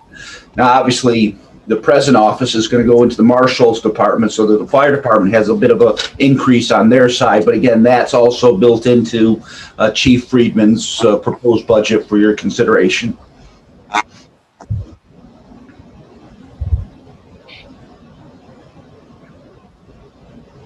Does that answer? It kind of does. I'm kind of on my own, and I kind of see a shortfall. But I guess if somebody says that we can fund it, we can. Yeah, I think we have some confidence that we will be able to. There might have to be modifications. Like I said, this is something new, so we don't know what we're going to run into, and until we do, we can't come back to you and do that. We have the proposal itself will be should be fine, especially if we start the major part of it in March, so that there'll be a few months, at least possibly a quarter, that you're saving the money that we already have set aside. Okay. So that's the rollout on the building side. and maybe Mike can kind of explain better than I certainly could relative to what we've been calling the fire marshal side.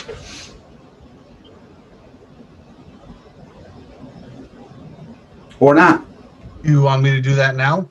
Yeah, unless there's questions for me, but I'm not getting the sense that there are. So jump in. The fire marshal side would be more of a traditional fire marshal's role, where they would oversee building inspections and the fire investigation divisions. So they would do multiple residency inspections or oversee that, oversee the business inspections, public assembly inspections. They would oversee the vacant building program. They would oversee the fire investigation division, which is that'll be a huge improvement for us. The big improvements for the fire department with that will be, I think, with having people dedicated towards just doing the inspections and organizing that. I think that will help keep up with that and the amount of work and scheduling that needs to be done there. It'll also help us with administrative tasks. Having another chief level officer will be a huge help to us moving forward.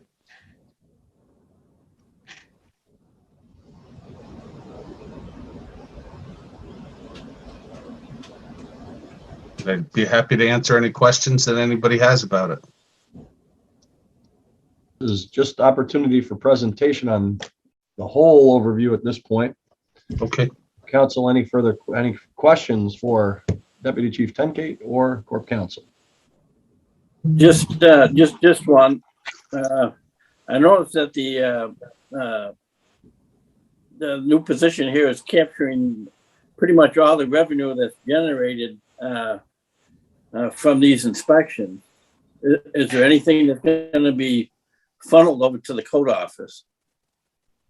Right now, all of the revenue that's generated by this office will still go to the code office, the way it's laid out in the 2022 budget.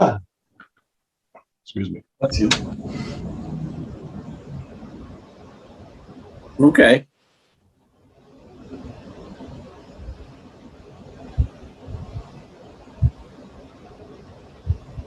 Further questions?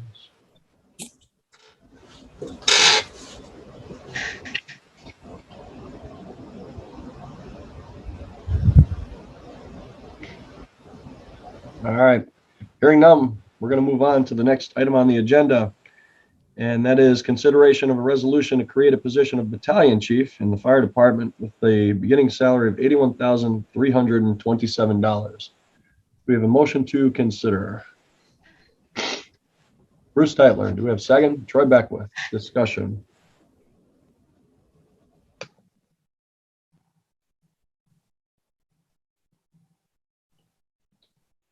Hearing none. All those in favor say aye. Aye. Aye. And opposed? Motion carries. The next agenda item, resolution to lift the hiring freeze for the hiring of a battalion chief position in the fire department. Motion to consider. Bill Carpenter, second. Jackie Chapman, discussion. All those in favor say aye. Aye. Aye. Opposed? Carries. And agenda item, this is technically number 18, resolution authorize the mayor to enter into an agreement with ARC to lease space in the armory. Wait, I'm sorry, I got ahead of us. Number 17, right? That's the resolution to promote the battalion chief position in the fire department. Beginning salary $81,327. Motion to consider. Troy Beckwith, second. Bill Carpenter, discussion. All in favor say aye. Aye. Aye. Opposed? Carries. All right, now I caught up to myself. And 18, resolution authorize the mayor to enter into an agreement with ARC to lease space in the armory. Motion to consider. Troy Beckwith, second. Bill Carpenter, discussion. Just so I could let you know, this is an extension of an existing lease that ARC uses, or that we have with the ARC for the use of the armory. And we do this pretty much every year. Yep. All those in favor say aye. Aye. Aye. Opposed? Carries.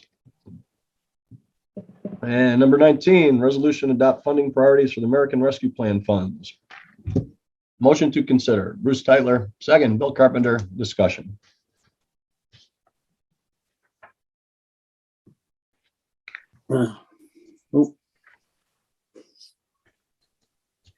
Tom?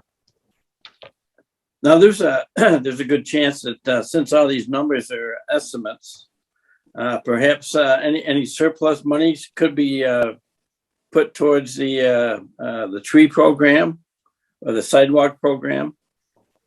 So there is, what was it, $50,000 for the sidewalk match? And as we discussed, Tom, your concern, we would make it the match that we currently do on private property. So the city would fund half. And then trees, are you talking about money for trees planting? Yes. Okay.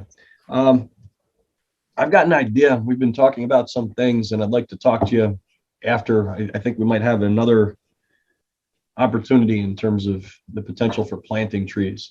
There is money that is in this budget for tree maintenance. And we have some places where we really need to take a good look at the trees to make sure that they are not hazardous to people in the parks and other public spaces. But I am with you in terms of talking about how we can support the landscape and design committee and dedicating some funds.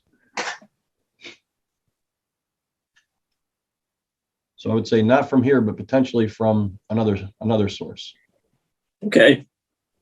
So Mayor, just to be clear, we're approving the American Rescue Plan funding that you recommended to us in a memo on November 10th. All right. Does this look familiar?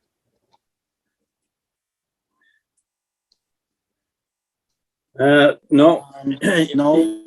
You sent another one out after that. So the one that I sent that's- after, the one that You I sent sent one on- after was to potentially, are you talking about to potentially break it into 2 phases or 2 pots of money? Yes.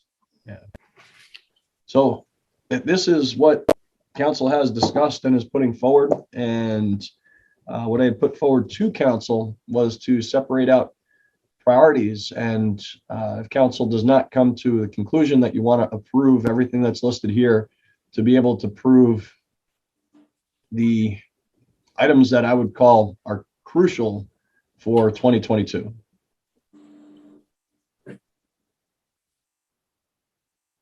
So my first question is, do we have support for the original document that council has discussed at a couple of meetings? That would be this one. Well, that's where the confusion lies, Mayor. I'm supportive of the more recent one that you sent to us a couple of days ago. All right, was that in the body of the email or did I do a separate document? That's in the body of the email. All right, let me pull that up. Put you on hold. That was November 15th. November 15th? Oh, mine says November 10th. Wednesday, 11/10 at 12:24 p.m. 10th at 12:24. One moment, please.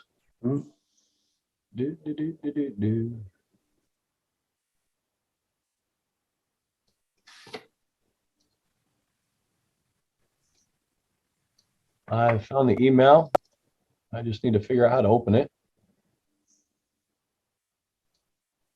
All right, let me screen share, which means I need to move several documents out of the way. Was it the 10th or the 15th?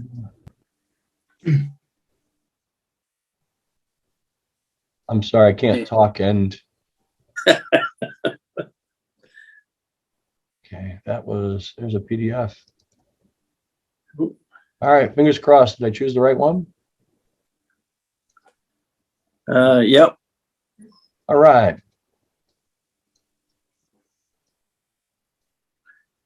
Well, that was the 16th. Yeah. Right. Oh, this was the 10th, 12:24 p.m. And so the goal was to ask for council approval. And like I said, the whole package was the original request. And if we are not able to approve the whole package at this point, I would ask that council approves this. Mayor, I'll make a motion that we approve the entire package as listed. So what is here or the original proposal? What is here on this most recent November 10th, 2021, 1224 document? And if my math is correct, the one that's the total of 1.158 million.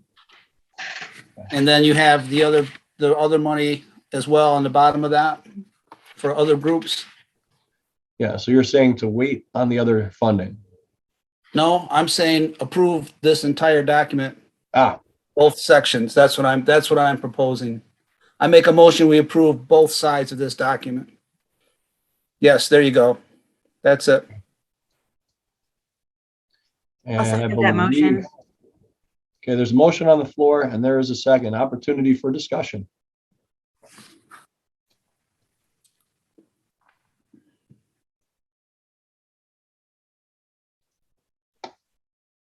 Council, I'm gonna stop sharing so that I can see you for the vote. Apologize. There we go. Council, all those in favor, please say aye. Aye. Yeah. Opposed? Carries. Outstanding.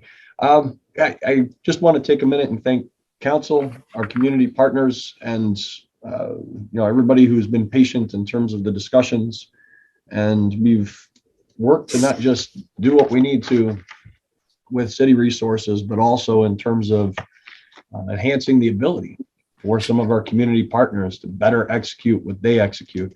And this is going to be a very positive step forward for our entire community. So thank you. I'm excited that we're able to approve this evening. That brings us to the official number 20 resolution, amend the 21 adopted fund budget to fund the city's pension contributions. So what has happened is there is a change in terms of the actual costs for our pensions. And that total, you see it on the last page, is $203,495. And what we would like to do is to fund that from 21 budgeted sales tax, increase what we have budgeted for this year's sales tax by $203,495 because the projections are, well, the numbers are coming in higher than the projections. So we are comfortable funding it from there. So we can entertain a motion to consider. Jackie Chapman, second. Bill Carpenter, discussion. All those in favor say aye. Aye. Aye. Opposed? Carries. Minor detail, but an important one, making sure we're still covering our liabilities, our costs. And then number 21, resolution accept, recognize, and appropriate the following donations to the Youth Bureau. There's donations from Royal Motors, Karen Curran, Carol Clark, Jeanette Keith, Pamela Wentz, and Tom Steele. Motion to consider. Bill Carpenter, second. Troy Beckwith, discussion. All those in favor say aye. Aye. Aye. Opposed? And it carries. So there's donations here for our youth football program, the music trust, and also for the basketball court renovations. I believe that would be over at Suggett Park. And I'm under the impression we've gotten the pavement down over there. I haven't been over there to dunk yet, though. And number 20, discussion of the 2022 City of Cortland budgets and scheduling the date and time to hear public comments of the proposed 2022 general fund, water budget, and wastewater fund budgets. Council, with your approval, we would like to schedule public hearings for the next council meeting, which is December 7th. So are we okay with public hearings December 7th? Yes. Yes. All right, so we did have public hearings at the beginning of the council meeting. Those were unofficial. And we've been doing this for years, where not just with budget, but other hot topics will typically have the opportunity for public hearings more than once with regard to council meetings, because we are trying to give more opportunities for public feedback as opposed to fewer opportunities for public feedback. So there will be notice published, and we will have 3 public hearings at the start of the December 7th council meeting. Council, can we entertain a motion to adjourn into executive session? Number 1 for an HR topic, and number 2 for contractual negotiations and update. And we anticipate the potential for action on the HR topic. So a motion by Jackie Chapman, second Bill Carpenter. All those in favor say aye. Right. Opposed? And we're going into a room. And this will be just council and myself initially. I just got to figure out how to join again.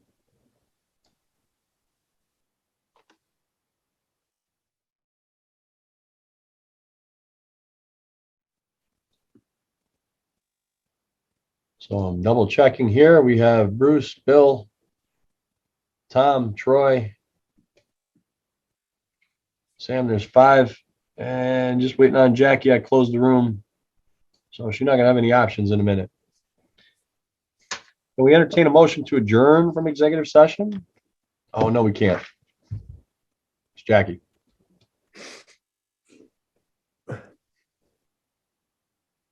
Where's that room?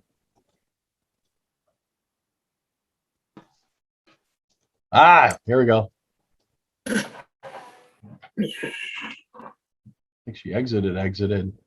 There she is. There we go. Welcome back, Jackie.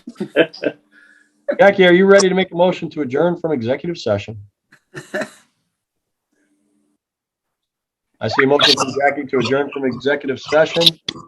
So a motion by Jackie to adjourn from executive session. Bill Carpenter, is that seconded? Yes, sir. There's a second. All in favor of adjourning from executive session, please say aye. Opposed? Carries. We're back in session. Is there any further business to come before the council this evening? Hearing none, I'll entertain a motion to adjourn. Bill Carpenter, second. Troy Beckwith. All those in favor say aye. Aye. Opposed? Ladies and gentlemen, we are adjourned. Thank you for your time and attention this evening. Have a wonderful folks. Tuesday, and avoid the flu. It does not feel good. Yeah. Good day.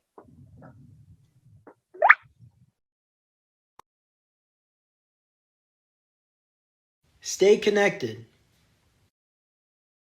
Make sure you hit the subscribe button.